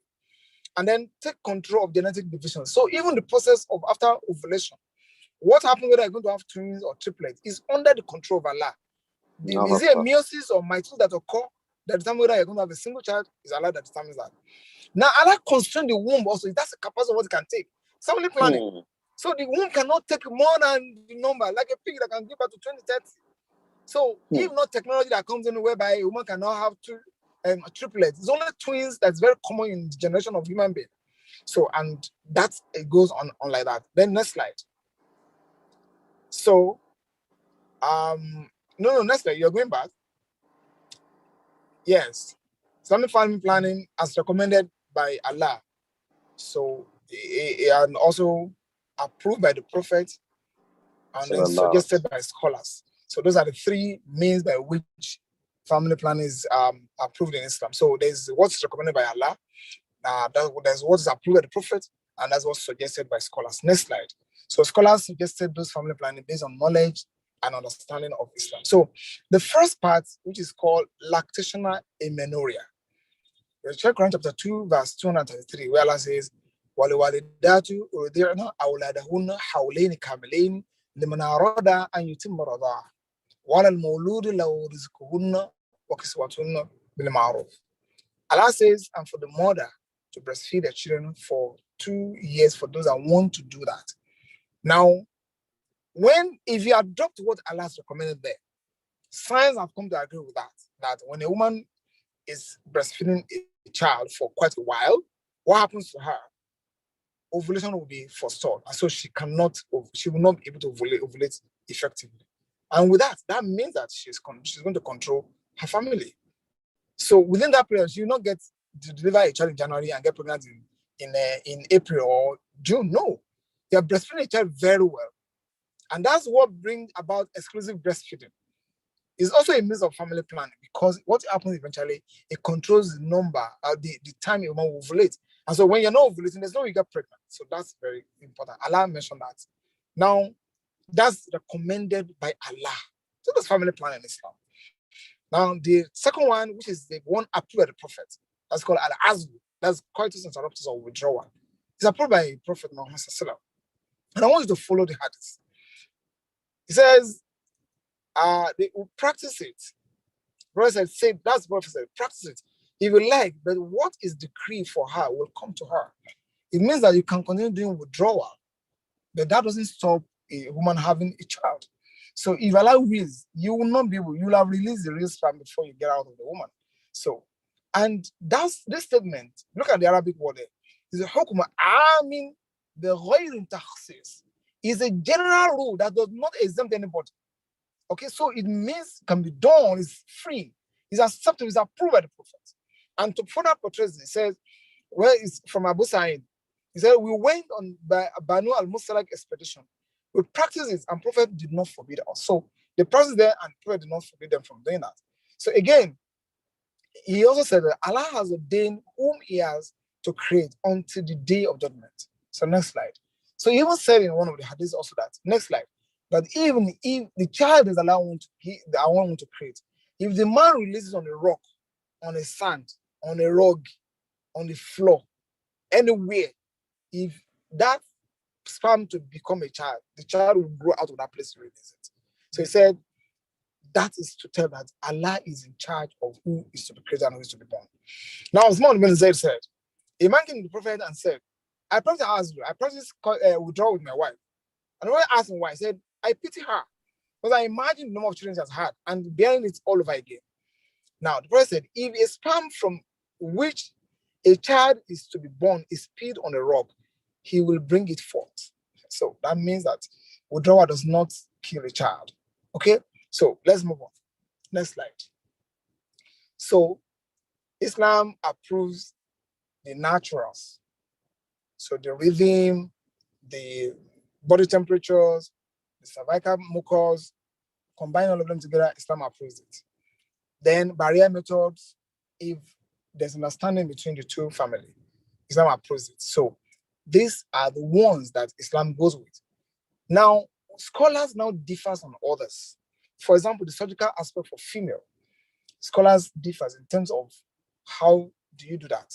So what that means is that why would you want to tie the womb of the fallopian tube of a woman? But the question scholars ask is that if the life of the woman is at risk, then it's approved that that should be done, because that's a permanent family planning, that such a woman will not get pregnant again. Okay? But it's not approved for men, except the man is having a disease. For example, if you get to an age and you know your family, you're prone to prostate cancer, we can do orchidectomy for you. That means we'll remove your testes, and that will not feed the prostate again. So you're free. So that is also approved, provided the basis of a disease entity. So Islam, the scholars approve that. Then in terms of drug injections and implantations, most scholars are against that because of the side effect that it causes. Next slide. Next slide, please. Now, important areas of concern in this our discussion. Now, I want us to get this very careful. I want to run the following issues because I'm done with the issue of family planning now. These are support matters that also affect family planning. And the genotype and blood group thing, saga, has gone a serious problem in the present generation. So the question is that, do you know your blood group, do you know your genotype? So where people are now beginning to ask that, why must you know about the before marriage? You need to know. Islam does not speak no. Our parents that do not know that time, and then they get married, and won't be cool, and at the end of the day, a woman end up barren, having no child, because he has lost about 3, 4, 5, 6, 7, 8, 9, 10 children, because the genotype, there's AB incompatibility, or because they kept giving birth to an SS and they run into trouble. So you need to do something about it. Find out your blood group and your genotype before you get married. And do not marry a man or a woman that you know you cannot, or you know that is going to run into trouble with the kind of child you're going to have. It's very terrible. Today, it has affected people's faith, and people have become fetish. So Islam says, do the right thing so that you don't get involved in sin. Number 2, the health status of intending couples is very important. I've mentioned that. But the early pregnancy abortion, I do not know where some of our Muslim brothers and sisters are beginning to get this idea from. And I'm happy with our Catholic brothers who get it right. Let me say categorically today in this lecture that there's no approval for abortion at any stage of pregnancy. Some come with the idea that when you're pregnant and then pregnancy is still like less than 4 months before angels come to write or breathe soul in the person, is not true. See, abortion, once you get pregnant, let me give the embryological basis for this. Before you realize you're pregnant, you're almost 2 weeks. And before you attempt doing any abortion, you are 3 weeks. And end of 2nd week of pregnancy, the heart cell to my represent heart is developed. And it starts functioning. But that's the only organ that the day it is created, that's the day it starts working. And it's the only organ that the day it stops working, that's the day the person is confirmed dead. Now, if the heart is functioning and you do abortion, what have you done? You kill a human being already. And this is where we are going. The verses that talk, Allah is addressing the poor people. Do not kill your children because of the fear of the poverty you are in already. That you don't want your poverty to increase. This is what led to the world controlling population. And Allah also talked to the region. Do not kill your people on the fear that the poverty will come to you. It's a thought that is sending all this fear into your mind. So there's no stage of pregnancy you do abortion that you are right. It is a grievous sin. And Allah will ask the children, what was your sin? What was your offense being killed on the day of judgment? And the child killed will rise and said, God, I do not know what I committed. They had sex. They knew that the result of sex is pregnancy. And so they gone as far as to kill me. So that pregnancy you remove will stand against you on the day of judgment. Beware. So let's get this clarity. It is not acceptable at any stage of pregnancy that you do abortion. Number 4, masturbation. Yes. Masturbation. Yes, masturbation. Masturbation is not allowed. There are references that say it was also practiced in the time of the Prophet, but the Prophet forbade it in categorical terms. And I can tell you, science also is against it, medical is against it, because you kill yourself gradually. And then if you're not careful, you begin to lose interest in your couple, in your partner. It causes dangers. For men, you eventually lose erection. For women, you're going to lose interest in sex. And it goes on, and then you cannot get satisfied easily. So why do you want to do all that? So Allah says, when it was describing believers, the believers are those that have sex with their wives, not those that have sex with girlfriends, concubines, and whatever that you kept somewhere. So whatever you do that's outside Islam is a sin. So masturbation in any form is a sin. It was said that when some believers were in the battlefront, that was the reason why they were approved to go back home at intervals. The law of battle means that when you are in the battlefront, at the point you will change. Some will go back, some will come. so that you can have opportunity with your wife. And then some time also, women are also brought to the battlefront. Masturbation is not acceptable. Permanent family planning. Yes, I mentioned that. When we sometimes remove the womb of a woman to tie, not even fallopian tube tie, if it is necessary for a life to be controlled. Now, vaccine and population control, that's a big topic. I can tell you that yes, it is true that vaccine is used to control population. How? It is embedded with some factors. I don't want to go into those details.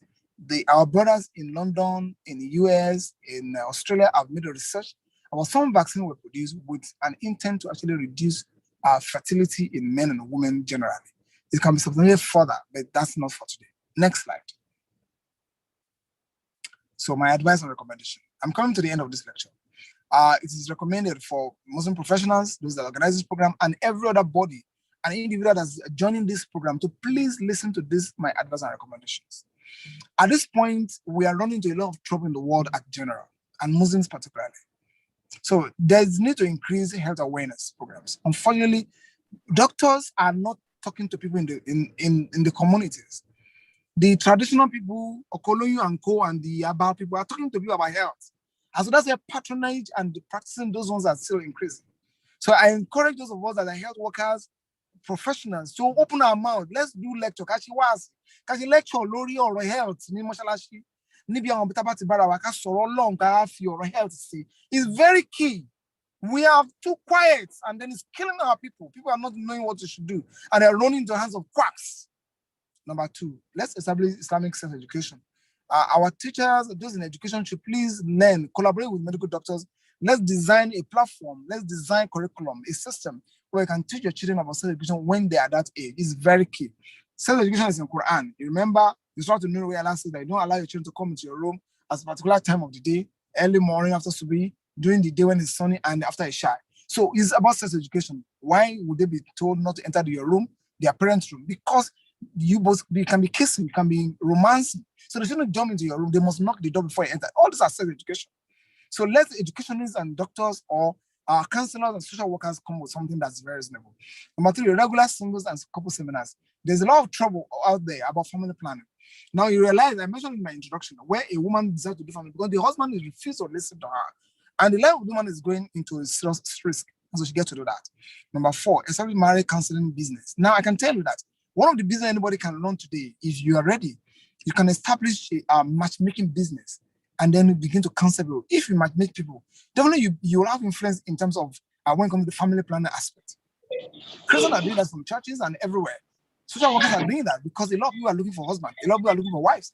So if somebody can bring up an Islamic way of actually matchmaking people, then introducing one to one another, you're going to go a long way to solve a lot of problems. So when it comes to family planning issue, you are going to assist them greatly because you have basis to tell them, oh, this is not Islam, because you are instrumental to how they come together. And finally, sponsoring or participating in Islamic medical researches. This I will tell all the doctors on this platform and pharmacists, nurses, that we can come up with research principles whereby we can actually work together to abate frequent divorce. Look at the rate of divorce in the Muslim community today is very high. We improve fertility. Fertility is a major issue. A lot of people are running into and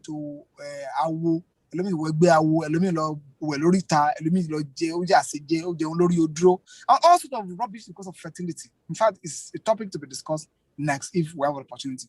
Now we can reduce the widows and orphans. Now a lot of people, the women giving birth, if you have a children, if you deliver your children by CS, my dear sisters listening to me, and those of you that have gotten to that point, don't try to go for the 4th one. Medical will advise by the time you do the 3rd one, you should stop.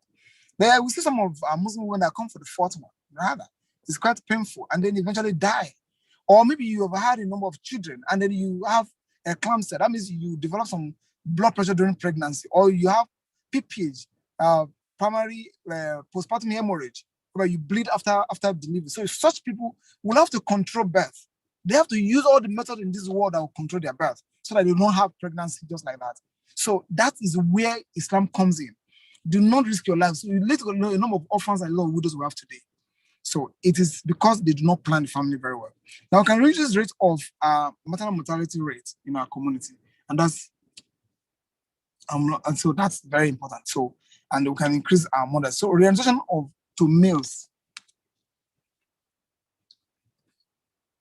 So I want to talk to my male counterparts, my brothers, those of you on this platform. Please, I practice medicine for over 16 years, and I do obs and gynae, and I've seen what our Muslims go through, and it's very, very painful that you, brothers, and myself, we are not giving the best to our wives and our women. We are not giving best to them, I can assure you. Only few of us giving the best to our wives. Some of our wives are not well fed, unfortunately. Some of our wives are not well taken care of during pregnancy and after pregnancy. Some of us just believe we want to have more wives, and yet we do not take care of the one that's at home. Allah will ask you. So, male, we are not even taking care of our wives at all. Our women are suffering in our hands, and Allah will save us from. So, may Almighty Allah help us. The next slide, which is prayer. So, I pray, may Almighty Allah make it easy for us and make this our marriage of our brothers and sisters a successful one, and then family should be planned appropriately so that they do not run into trouble in the future. On this note, I pray Almighty Allah protect us and guide us to the right path. At this point, I say thank you for everybody. I say Dalun in Igbo language. I say Nieti in Fulani, and I say thank you very much for giving me this opportunity to talk to the populace on this platform. Alhamdulillah, wassalamu alaikum wa rahmatullahi wa barakatuh. Wa alaikum salam wa rahmatullahi wa barakatuh. What a way to put an end to this. Did I hear you say Mieti in Fulani? Hello, doctor. Hello.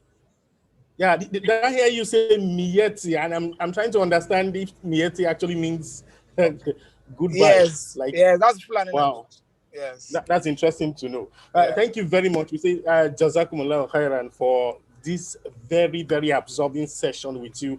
I must tell you, I've been mind blown.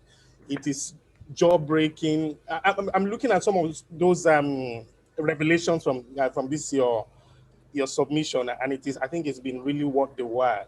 It is no surprise. I was checking through the call, and I'm seeing some names that are suggesting that we even have some non-Muslim, joining us here.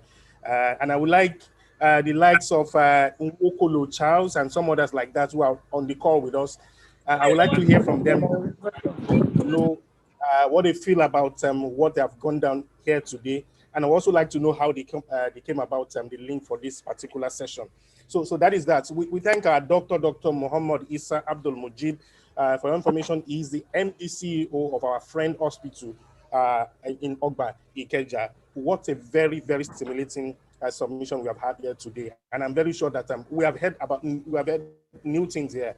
And I can only imagine those who are not here, how much of ground they must have lost in terms of some of this new information that we're being able to gather here today. But I'm very sure we'll get access this particular slides will be made available to us. Thank you very much, Doctor.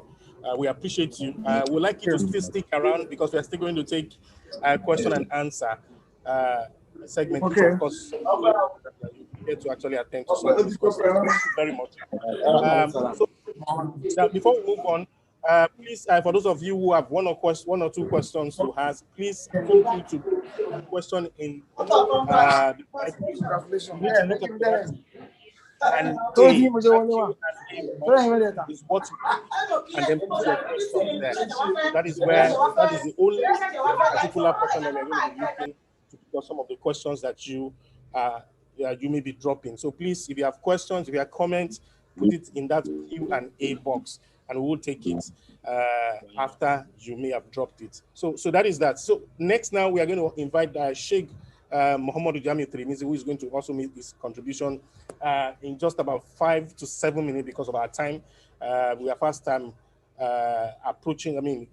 Maghrib is fast approaching, and we do not want to waste too much of our time before it's time for Salah. So we're going to be getting into that now. So we invite Sheikh Muhammad Jami Trimizi, who is going to also make his contribution. He'll be speaking from Islamic point of view. He'll be, dwelling a whole lot more in that respect. So we'll hear from Sheikh Muhammad Jami Trimizi.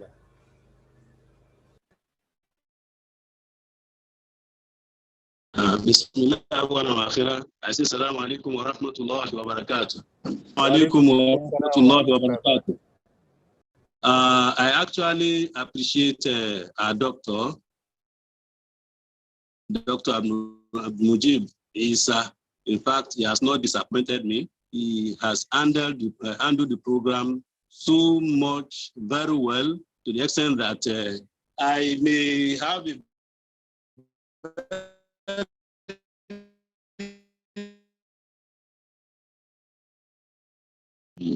touch all the areas I want to mention. But nonetheless, I want us to look into some Quranic verses and hadith of Holy Prophet to answer some questions. For example, where he ended the lecture that family planning is a must, but it has to be done in the right course that has to be in line with Islamic point of view.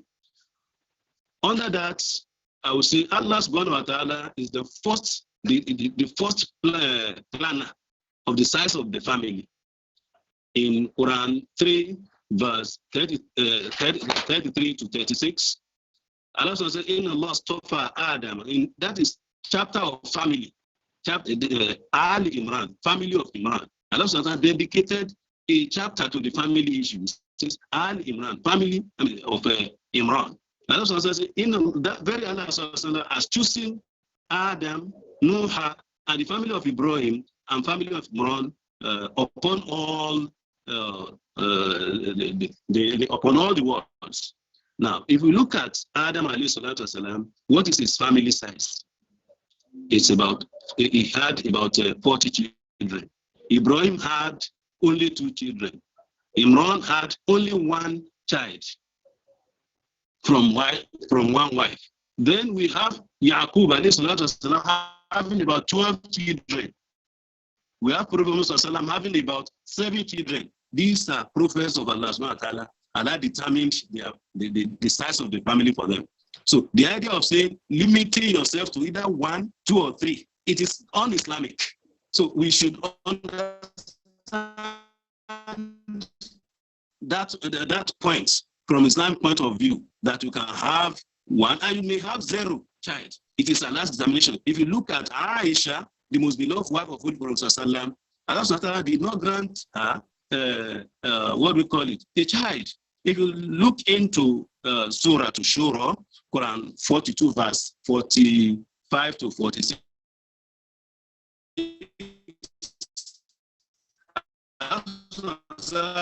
says that he gives whom he likes only female children. To some, between the two, those who will be having males, he makes some whom having no child. So it's Allah determines the family. And we have Zubair bin Awam, having about 100 children. Anas bin Malik has about 125 children.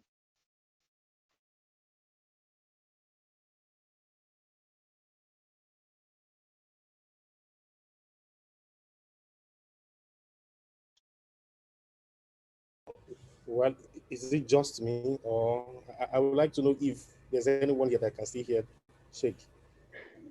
Yeah, I think he's having audio problem. Probably the network is bad.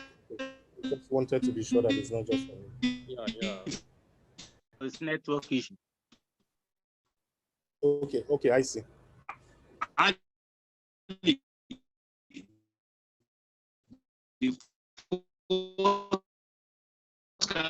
Had about 33 children.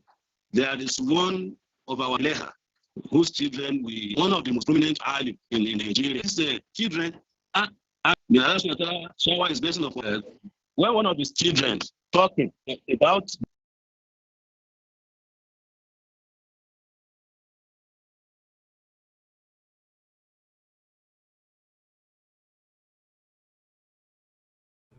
Oh, so apologies for the issues there. I think the connection from his end has not been that stable. Okay, it's one of those very, very unfortunate situations that we have with internet connection around this part of the world. We are very, very sorry for that. Sheikh may not have time that much to come back to us, but in case he comes back, anytime soon, we may still have him take maybe 1 or 2 minutes to conclude this thought that he was about to share with us. I hope you all can hear me. Yes. Yes. We can. All right. Loud and clear. All right. Thank you very much. Question and answer, please. Yes, we are going into that. We are going into that. I know people cannot wait. So, we're going to be taking question and answer. Once again, please, if you have any question whatsoever, please ensure that you drop it in the right channel. And it is that box Q&A. So that is the section that has been created especially for this particular session, which is what we are going to be, going into now. But in just a moment, please, as I have it in the schedule, we're going to hear from the finance manager of TCP, who is going to tell us a little bit about some of the financial need of this platform and how you can also be a part of that. So we are going to hear from Malam Shakiruddin Anima Shah, the finance manager of TCP, in just about a minute or two. Assalamu alaikum wa rahmatullahi wa barakatuh. Alaikum salam wa rahmatullahi wa barakatuh. We thank Almighty Allah, who has in His infinite mercy made today's webinar a possibility for us. May He accept our thanks. At the Congress Professional, we continue with resilience in achieving our objective of actually creating positive values in the lives of Muslim professionals as it affects their professional life, academic, intellectual, economic, political, and moral life. But as you all agree with me, we have lined up a lot of programs, a lot of projects towards achieving these objectives. But you agree with me that all these programs and objectives surely comes with a cost. And this is why we are using this medium, this opportunity, to appeal to all our listeners, all our participators, that should come in and assist us financially, so that we'll be able to achieve these projects and all these programs we have lined up.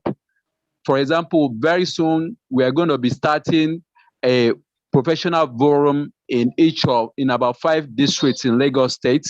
And we put in a cost that will be incurring a cost of almost about 200,000 monthly in making this forum a possibility. If you put that together, we are talking about 12 million naira per annum. So we have all these lineups, but this can never be possible without the financial contribution. So we are using this opportunity to call on us to support us financially, and we pray that Almighty Allah continue to bless you as you donate towards this cause. Assalamu alaikum wa rahmatullahi wa barakatuh. Wa alaikum salam wa rahmatullahi wa barakatuh. Thank you very much, Madam Anima Shah. There you heard it. It's a clarion call to all of us here who have made this your go-to place for some of this kind of very, very interesting information, and in order for us to be able to sustain this particular event and many of them that we have on our cards. So we are calling for your support in cash and kind. So that is what Madam Anima Shah, the finance manager, was speaking to, and many of the programs that they have lined up ahead. So their bank details is what you have on the screen. And please ensure that you contribute your own quota to ensuring that we keep this very, very noble cause running. So thank you very much. So if you have any further information as regards how you can actually be a part of this support to this particular platform, you can always get across to us on all of the channels that you're also going to be seeing in a short while. Thank you very much. So we're going to the question and answer segment now. I know that there are a handful of questions already on the call. I would like to know if Dr. Abdul Mujib is still very much with us now, because we're going to be taking this one after the other now. Doctor. Start video. Doctor.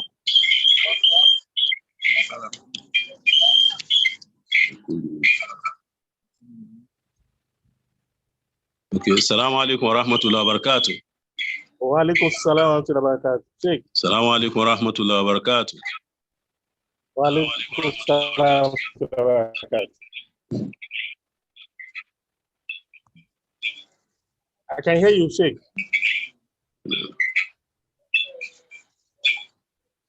Sheikh, can you hear me? Okay, so as we are saying, Muslims who wants to practice the family planning must practice it in. Yes, I'm hearing you.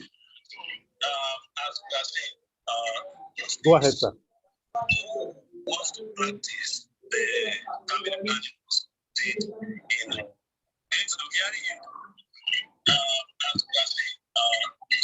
so I'm going to practice here with caution. It is only allowed when life is endangered. So, especially from the expecting mother to get pregnant.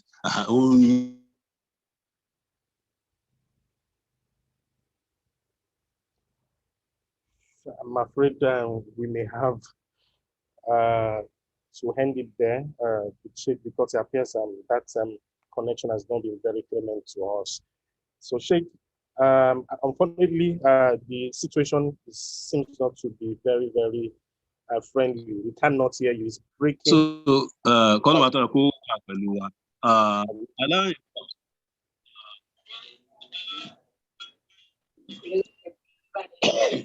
okay. All right. I think we can just go ahead to taking some of the questions. The network is seemingly bad here. Probably we go into the question something so that we can. All right. Those who have questions, how best we can. All right. Thank you very much. It from us. That is what we are going to be doing now. And I appears Dr. Abdul is not on the call at the moment, but in his absence, we have Dr. Abdulatif Akegbeali here, and also Sheikh is also on the flank too. If I'm taking some of these questions. I hope Dr. Akegbeali is there. Can you hear me? Okay, I'm around. All right. So let's head into it. The first question here is Malam Ahmad Amao is trying to find out if the Thai sex as mentioned by the speaker is not the same with masturbation. Is putting it in the same context as masturbation. We like that. Then the second question is third CS allowed? Is third CS having CS for the third time? Is it allowed? These are the two questions from Brother Ahmad Amao. I hope you got that, please. Yes, I did. Okay, now Thai sex is not the same with masturbation. Maybe the Sheikh may shed more light. My own understanding as to masturbation is when you try to gratify your urge, well, without your partner or with something that is inanimate. That is masturbation. But Thai sex, I'm sure you're still relating with your wife.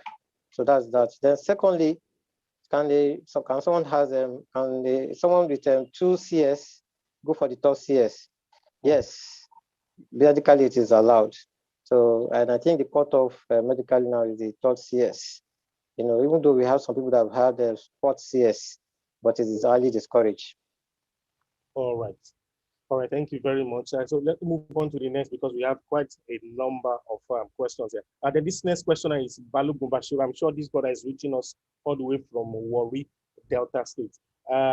He was the speaker now to talk a little bit about how a brother can take care of his wife during and after childbirth. But the speaker is not here to actually take on that. I don't know if Dr. would like to speak to that. But one very important question of note that came in the wake of that is asking to know if it is possible for a woman to give birth to as many as 10 children or multiples of 4 at once, if not without IVF. I hope you got that, Dr. Okay. Yes, I did. Now, taking care of one's spouse or wife after birth is important because there are some psychological challenges, you know, that women tend to come up with after delivery. That was what you call postpartum blues. In fact, some of them may eventually need to be admitted to the psychiatric homes, you know, to get this care. Care basically supportive care. You know, supportive care. You know, at that time they're highly irritable. You know, the child has come on board as well. They have to breastfeed. They have to wake up middle of the night. You know, so you have to support them, assist them. You know, taking care of the other children if they have other children, taking care of the home. You know, providing their needs and the likes. And I think it will go in long way in ameliorating some of these challenges they have. And any other thing, any other form, I think you may, I mean, they will appreciate when when you offer. Then secondly, on the what's the other question? Giving birth to multiple children at once. Okay, yeah. Is it possible? Now, theoretically, we can have multiple children, but practically the survivor may actually have limit the number of children you eventually. Okay, you may have multiple pregnancy rather, but survivor may not may limit the number of children you can have. Of course, with in vitro fertilization, what we call IVF or test tube baby, we tend to have multiple pregnancies. Usually in multiple of twos, 2, 4, and the likes. And of course, you can have the odd ones too. Anyway, but I said earlier on, not all of them can be carried successfully, to delivery, but theoretically, it is possible. It is possible to have multiple pregnancies, but it's not all of them that can be carried, to term, to delivery successfully. All right, thank you very much. So we're moving to the next question. This time the questioner is Brother Trinizi Akipelu. This is somebody that I know you are very well acquainted with. His question is, he wants to know, on the basis of genotype mismatch, can we now separate an aspiring couples, maybe brothers and sisters who are on the brink of getting married, and they be separated on the basis of genotype mismatch? Now, I think the Sheikh will be in best position to answer that. But however, let me just lend a voice to that. Even medically, what we do is counseling. We don't separate. Neither do we advise. We counsel. We let them know, give them, we educate them. We tell them the pros and the cons, and we leave them to take an informed decision. So medically, it is not, nobody is separated, and medically nobody is advised not to go ahead. But what you do is you give counseling. Counseling means you give them the pros, you give them the cons, and leave them to take informed decision. So when they take decision, they know, at least they will have known what they are going into, and they will be ready to bear the brunt if anything comes up. So medically, nobody separates, nobody advises not to go ahead. But I think the Sheikh should answer this question, please. So let's see, Sheikh Trinizi, I don't know if you can hear us now. Can you hear us? I'm with you. So, okay, thank you very much. So, what would be your advice for couples, aspiring couples who are about to be disengaged because of genotype mismatch? Is it even allowed that they have to be separated on the basis of that? Or what is the Islamic perspective on that? If they had known at the beginning about their sex distance, then it is easier to advise them for separation.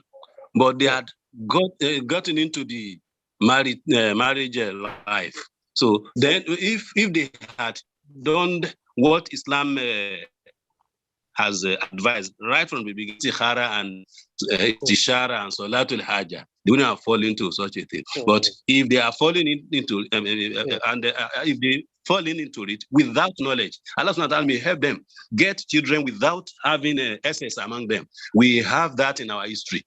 In our history, we have that. I have friends that both of them are SS and they are not having SS children at all because they had committed their marital life to Allah subhanahu wa ta'ala right from the beginning through istikhara and Salatul Hajjah. So, but if these couples we are talking about, they didn't right from the beginning, so they can choose for themselves. We will advise them pros and cons. So if they like, they go on, and Allah will bless them, whether they have child or they don't have child at the end, and because there are children waiting for them in Al-Jannah if they are both Muslims. So, and if they separate because they still want to have children, there is no blame on that. May Allah subhanahu wa ta'ala guide everyone to the best destiny Allah subhanahu wa ta'ala has destined for us. Wallahu alam.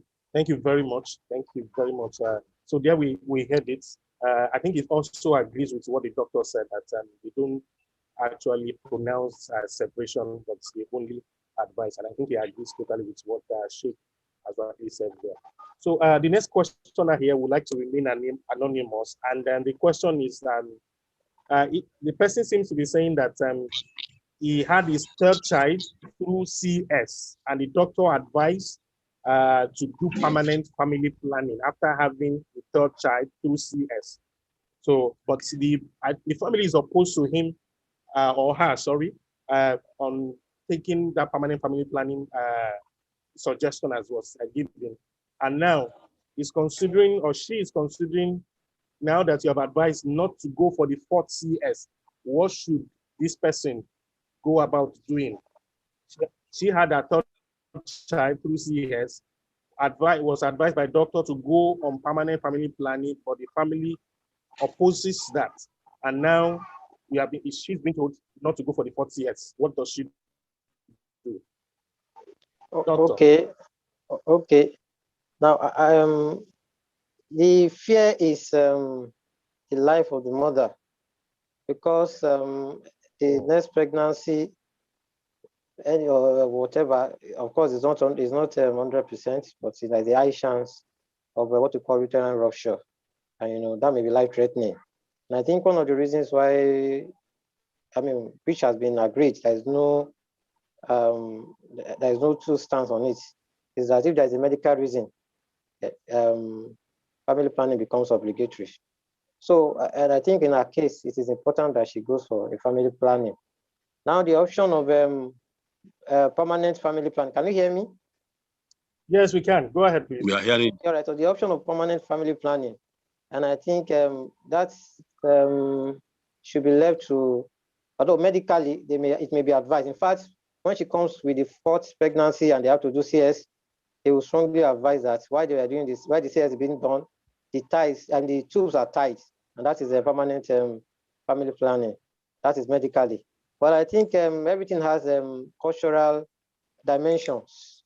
What is acceptable culturally, So, and I think that will be left to the beliefs and the culture of the people, which I think will determine the other means that can be done. And I'm sure if it is in some other climes, the ties, the tubes will be tied, but some other areas like the scholars have just told us that permanent family plan is not allowed. I'm not sure if in this case it could be allowed, but I think the scholars may also want to lend a voice to that. But medically, they always want to do bilateral tubal ligation, and that is the permanent family planning. So, Allah. Thank you very much, Doctor. I don't know if you have any comments on that before we move on to the next. Yes, inshallah. So I like the way the two doctors have spoken in that area, because permanent these things actually jettisoning the power of Allah subhanahu wa ta'ala in procreation. So some things and probably experiences we have within us as a society. So it shows that even in that area, we have some people who actually have signed this tubal ligation. They have signed for it. They agreed that, okay, the doctor should carry on, and the surgeon should carry on. And when they get to the place, the way Allah has created the womb of that woman, they said, no doctor can do anything to it. So they have to close her back, and then she continues living her life. These are experiences we are having. So that is why we say that even commits his life to Allah subhanahu wa ta'ala takes the life and gives the life. But precautions, especially in the traditional area of this family planning, is better off. It's better off and comfortable. This tubal ligation we are talking about, when we read through the other side effects of that, one of it is ectopic pregnancy. And ectopic pregnancy is settled, is corrected through another surgery. So if we limit them to the third one, and then we are afraid of the fourth one. So if they did it, if actually did it, and then the ectopic pregnancy comes up, because that is pregnancy in wrong place. If it's one of the effects as is said by academics. Then to correct it is another surgery, which will be the fourth or the fifth. So you leave Allah with His creature, and then this thing take charge. Another Allah is the best to determine who lives, because even life is risk. Everything in our life is risk. Even business is risk. So economic activity is risk. So everything human beings undergoes is risk. So likewise, this issue of pregnancy or no pregnancy, it is risk. So and we pray that Allah will be with every one of us and grant us a successful life and the righteous life, and here and so that we can enjoy the peaceful award in the day of judgment, which is the Wallahu alam. Jazakumullah khairan, Sheikh.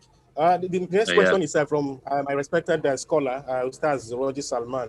And his question is, after appreciating the speakers, including the Sheikh and the second speaker here, he wants Doctor to shed light on genotype and blood group in terms of compatibility. So, moreover, is there any relationship between Du'a al-Istikhara and the issue of genotype compatibility? I think that would be for Sheikh. If there is any relationship between Istikhara, the Dua, and the issue of genotype compatibility. And I think Sheikh has spoken to that, but he will lend his voice once again on that. So, Doctor, please take on the first question from Ustaz Salman as regards genotype and compatibility. Yeah. Okay, now genotype. It's just telling us the type of hemoglobin that is carried in the red cells of individual, and on that basis, all human beings have been divided. They have been identified into different groups. We have those that are AA. We have two types of we have different types of hemoglobin anyway, but those ones that are popular, we have the A, the S, which is a sickle cell hemoglobin. Which so we have two types basically, the normal and the sickle cell hemoglobin, the sickle hemoglobin. Now, usually everybody has two pair. It has a pair, so it could either be AA. You know, you can combine the two in 4 ways. It can be AA, AS, SS. Okay, sorry, in 3 ways. Sorry, AA, AS, and SS. Now, that is the basic groups that we have, although we have some other subtypes. Anyway, that's the basic group. Now, so everybody is either you are AA, you are AS, or you are SS. Now, people that are AA, they have normal hemoglobin. They don't have sickle cell. While those that are AS, they have half of the pair to be normal, half of the pair to be sickle. Then the other ones that have SS, so they are sicklers. Now, for those that are AA, for those that are AS, they are said to be carriers. You know, so if someone that is AA marries another AA, so they are eventually we are making those two. There's no way you can have S in their in the genotype of their offspring. Then we have SS marry AA. All true, what you are likely to have is AS, which are carriers. Carriers are also normal people, so they hardly fall sick. Then, but if we have AS and AS marry, or AS and SS marry, or SS and SS marry, then there is possibility of having SS, in their offspring. That is the machine. Now, what is advised basically is that people that are AS should not marry AS. People that are AS should not marry SS. And people that are SS should not marry SS. That is about the hemoglobin, the genotype. The other one is what you call blood group, ABO blood group. This is another way of classifying people based on the type of some things that are some proteins that are expressed, on their red cells, because that is also important when you are doing blood transfusion. And of course, when it comes to marriage too, it has some significance. there are some people that are positive, and there are some people that are negative. We call it a resource D antigen. So some people are positive, while some people are negative. That's why we hear someone is A positive, A negative, B positive, B negative, AB positive, AB negative, O positive, O negative. Now the problem with people that are positive and negative marrying each other is that it is possible that one of their offspring may be either positive or negative. And if the mother is negative and a child, one of their children is positive, there is what we call resource incompatibility. During birth, it is possible that the mother and the child blood will mix, you know, and in the layman term, I can say that they will start fighting each other. But that may not affect that index child. But for the subsequent children, you know, if that subsequent children is also positive for a mother that is negative. Now, because the mother blood has been primed, has been exposed, you know, it has fought. Let's say it has once fought a positive baby, even though that baby escaped, but that subsequent one, you know, may not go scot-free. So because the mother mother's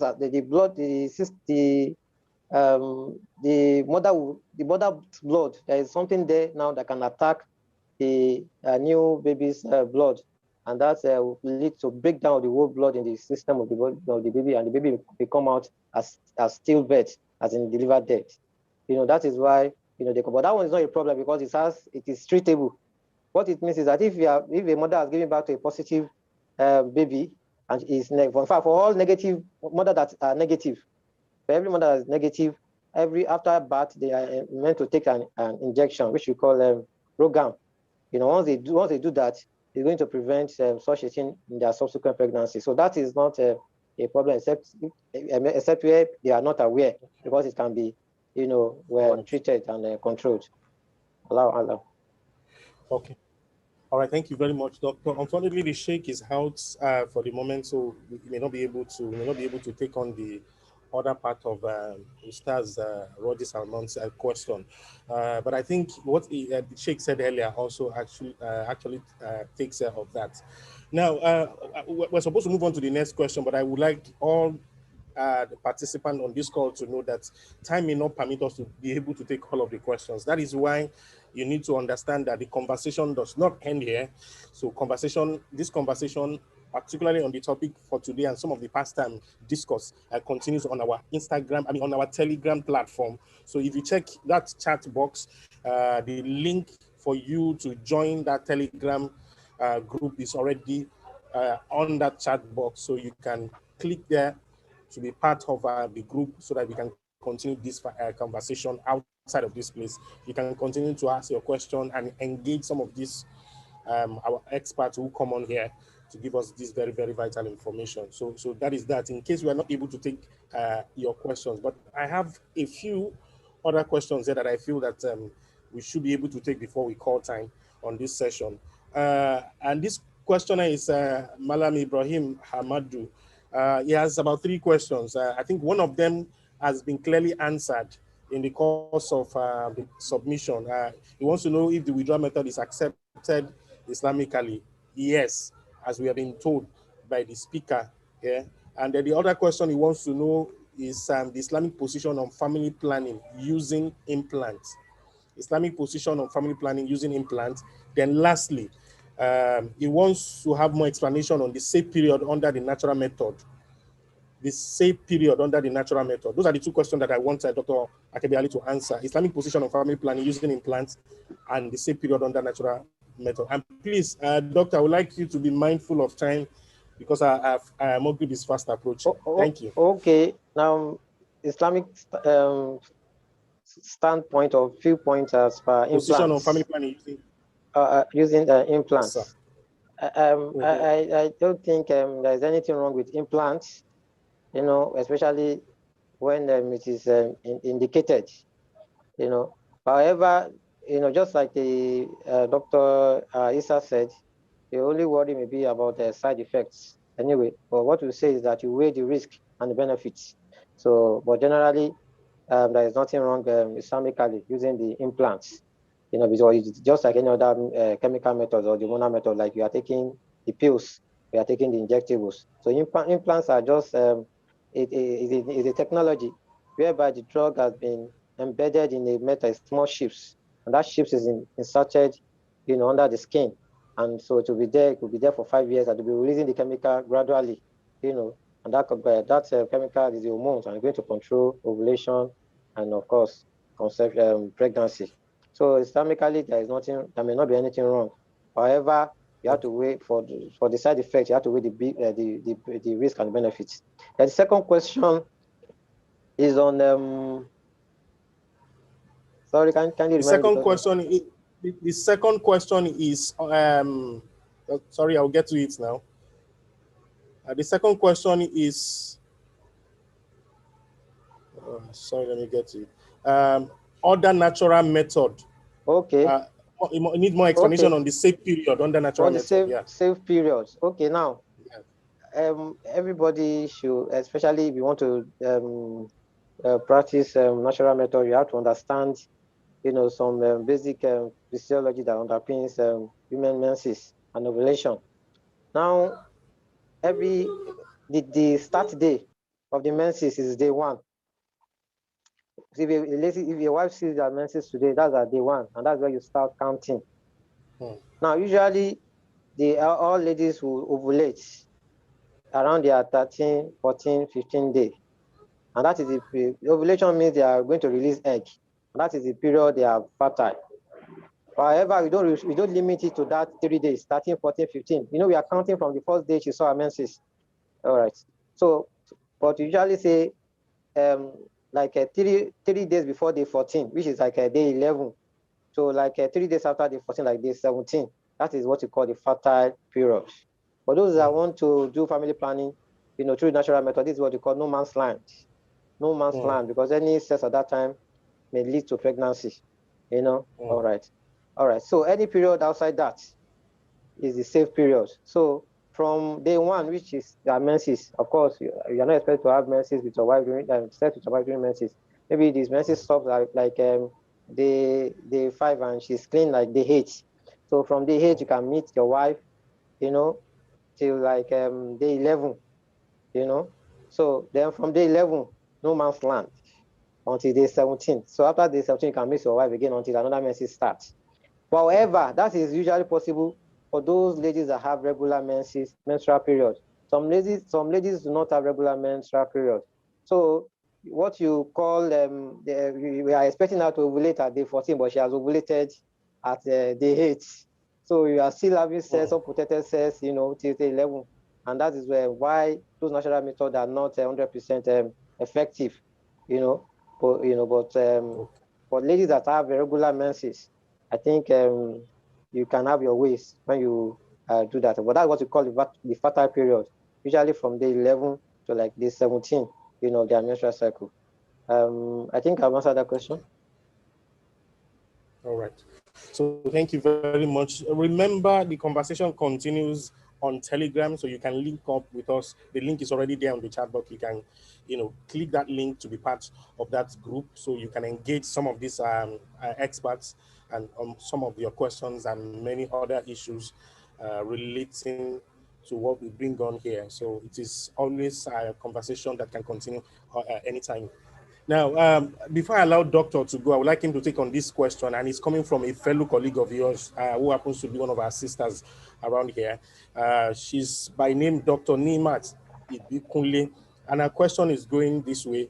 I'm a resident doctor in O&G. Sometimes some men are not responsible for the care and welfare of their children, yet they want to continue to have children. Yet they want her to continue getting pregnant. I will not allow family planning. Now, our question now is, if she meets such a patient, can she counsel them for family planning? I don't know if doctor really get that question. Yes. In fact, that the question is coming from a colleague. So, it shows that it's not meant for me anyway, because I think we had the same training. And I think the scholar, it is the thing that put down on the culture and the belief. So the scholar will be in better position to answer such a question. Maybe we can get that at the Telegram when the scholar answers it. Okay. Sheikh, are you back with us? We have just about 3 minutes or less to close out on this segment. All right. So this question is coming from a doctor. She's saying that most of the time. I've had a question. Okay, please take it on. Then one more question. Hold on, Sheikh, because I want you to please help us manage the time. Apart from this question, there are other questions as to what Islamic verdict on a woman who was raped and got pregnant. What is the Islamic verdict on such a child? Okay. Now. Okay. That one, Islam allows, that one, the last question I will answer first. That one, Islam allows the abortion to take place because that pregnancy, if allowed, it will lead to bastard. And the woman will be in sorrow till the end of her life. So if it's only the only thing is that the contraceptives ought to come in at the early stage of intercourse before the 48th day, which creation actually does, where the ulamas stop. So after that, they differ. But they agree if it is before 40th day of intercourse. So that is that. Then two, the first one you ask about the careless father. The careless father does not need this family planning issue. What he needs is a sermon. So their mentors will come in, their religious leaderships will come in there to cancel, and the authority has to come in there. Those who have to do the best for his wife and for the children is bringing to life. And Allah knows better than that. And for a doctor to recommend family planning for such a person, I will say authoritatively here that there is no family planning method that is 100% perfect. So I've read through all these things. It's either 99%. That 1% remaining is for Allah. It's exceptional. So the least, I mean, the least we are having is about 99 point something, but the other one is 73. So between 73 and 100. So if there's no 100, except with a permanent withdrawal, you don't touch her permanently. So if you withdraw permanently from her, then there can be 100% perfection in family planning. Otherwise, what Allah decrees for them will still come up, and Allah knows best. Jazakumullah khairan, Sheikh. Perhaps before I let you go, there's a particular question from someone here who appears to be a non-Muslim, and I want to respect him for that. I would like that we take his question, and his question is one that I think you will be able to answer. He said in the presentation of the doctor, where the doctor alluded to the fact that food is more available due to technology these days. So he wants what advice can be given to families who most of the time do not have adequate access to food due to the situation that we have in the country at the moment, and when governments at various levels are not helping the weaker society with healthcare and education. So what manner of advice can we give to these families that are affected like that?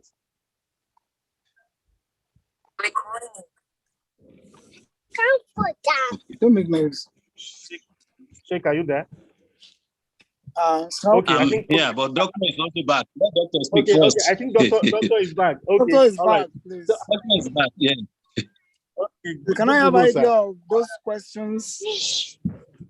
A whole lot of the questions by the other doctor that is here, Dr. Akebe Ali, and because Maghrib is here, Maghrib time is here already. Yes. So we have just this one question. Okay. And he's coming from a non-Muslim, Nwokolo Charles is his name. Okay. He's thanking you for your very beautiful presentation. And he said in your presentation, you said that food is more available due to technology. What is your advice to families who do not have adequate access to food due to the situation in the country, especially when government at various levels are not helping the weaker society with healthcare and education? Your advice? Well, my advice is that, you see, food availability. I think one of the things our people are missing out is that, look at Nigeria, Lagos, people do not have enough knowledge about nutritional value of food. Somebody have 500 naira and believes that he cannot eat good food. So he's going to buy kuli and gari, all because he want to conserve money and he eat rubbish.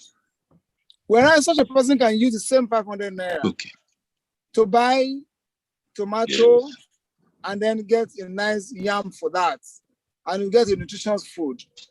So government not providing, government not facing that aspect, is just a Nigerian factor. All over the world, other governments are increasing technology in food production. And that is what is known in the world. And that's why food is available all over the world. So by Nigeria as a case study, it's the other way around. So but that doesn't mean that you should eat bad food because the government is not really supporting food production. So you can do better for yourself by identifying good food and use your little or meager amount of money you have to get good food for yourself. That's what I can tell for now as place. Thank you. All right, thank you very much. I'm very sure Mr. Charles Nwokolo must have heard that. And still with you, Mr. Would like you to let us get feedback from you as to your impression of this particular webinar.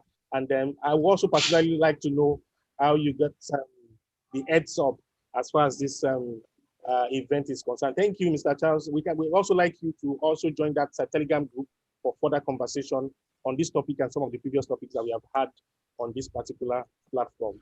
So to all of our speakers, from Dr. Muhammad Isa Abdul Mujib to Dr. Abdulatif Akebe Ali, not forgetting Sheikh, our dear Sheikh, Muhammad Jami, we thank you all for your contribution and for some of those very, very life-changing information that you pass across to us. We pray Allah continue to bless you all and increase you all in knowledge. We thank you very much. And then also, I would also like to use this opportunity to recognize some of our very important personalities who join us much later in the program, like Alhaji Mikhail Aniwat Masha on the Noble Amir administration of TMC International Headquarters. I think he has exited, but we thank him for joining us. And some of our past leaders at TM who have also joined us. We thank you all. We appreciate you. So at this point in time, we are eating home stretch and we'll listen very quickly to a vote of thanks from Malam Abdulwahid Adibamba, who is the Vice Chair of TCP. Then after which we'll join Brother Abdul Karim Bola Arile Shere for the closing dua. But just before we get into that, I would like to also let you know that the next time that will come your way on this webinar is on the 8th of August. On the 8th of August, same time, 4:30 p.m. on this same channel. So look out for the link. It will be available before that time. So, but right now we'll join Malam Abdulwahid Adibamba for both of them. وشكرا وجارة لله رب العالمين حمدا وشكرا. We give praise to Almighty Allah subhanahu wa ta'ala who has made today a reality. We have planned this, that we are going to have this program, and Allah made it a visible one. Alhamdulillah. We appreciate you, our audience, most especially our guest lecturer and the supporting lecturers. We appreciate you. The wealth of experience that you have also put in this program has shown that we have a lot on hand. We have the experience, and we have people who can actually stand in and say, sorry, this is the direction you should go. We appreciate you all. And I also appreciate my co-executives and the members of the council who has also been part of this program. We appreciate you all, and we pray Allah subhanahu wa ta'ala will continue to enrich you in knowledge, enrich your family, and be with you in all areas of life. And we pray that you continue to strive in the cause of Islam. Jazakumullahu khairan kathiran. Wassalamu alaikum wa rahmatullahi ta'ala wa barakatuh. So we're going to be listening to the closing dua from Brother Abdul Karim Bola Arile Shere. So he's going to get into that. But remember again that at the next time that we're going to come your way on this webinar is on the 8th of August. Please do keep that in mind. And then also do not forget the bank details that has been shared for your support for the sustainability of this event and many of the other programs that TCP have for your own listening pleasure. So please bear all of this in mind as we close with Brother Abdul Karim Bola Arile Shere in prayers. اللهم آت نفوسنا تقواها وزكيها أنت خير من زكاها أنت وليها ومولاها هب لنا من أزواجنا وذرياتنا قرة أعين واجعلنا للمتقين إماما ربنا آتنا في الدنيا حسنة وفي الآخرة حسنة وقنا عذاب النار صلاة الله وسلامه على نبينا محمد صلى الله عليه وسلم وعلى أهله وصحبه أجمعين سبحان ربك رب العزة عما يصفون والسلام على المرسلين والحمد لله رب العالمين السلام عليكم ورحمة الله وبركاته. وعليكم السلام ورحمة الله وبركاته.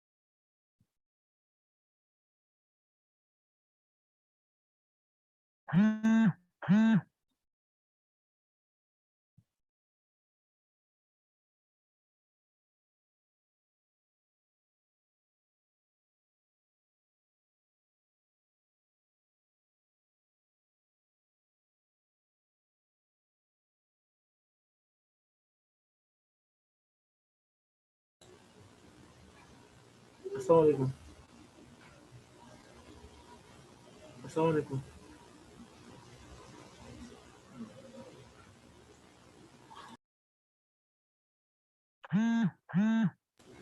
Assalamualaikum.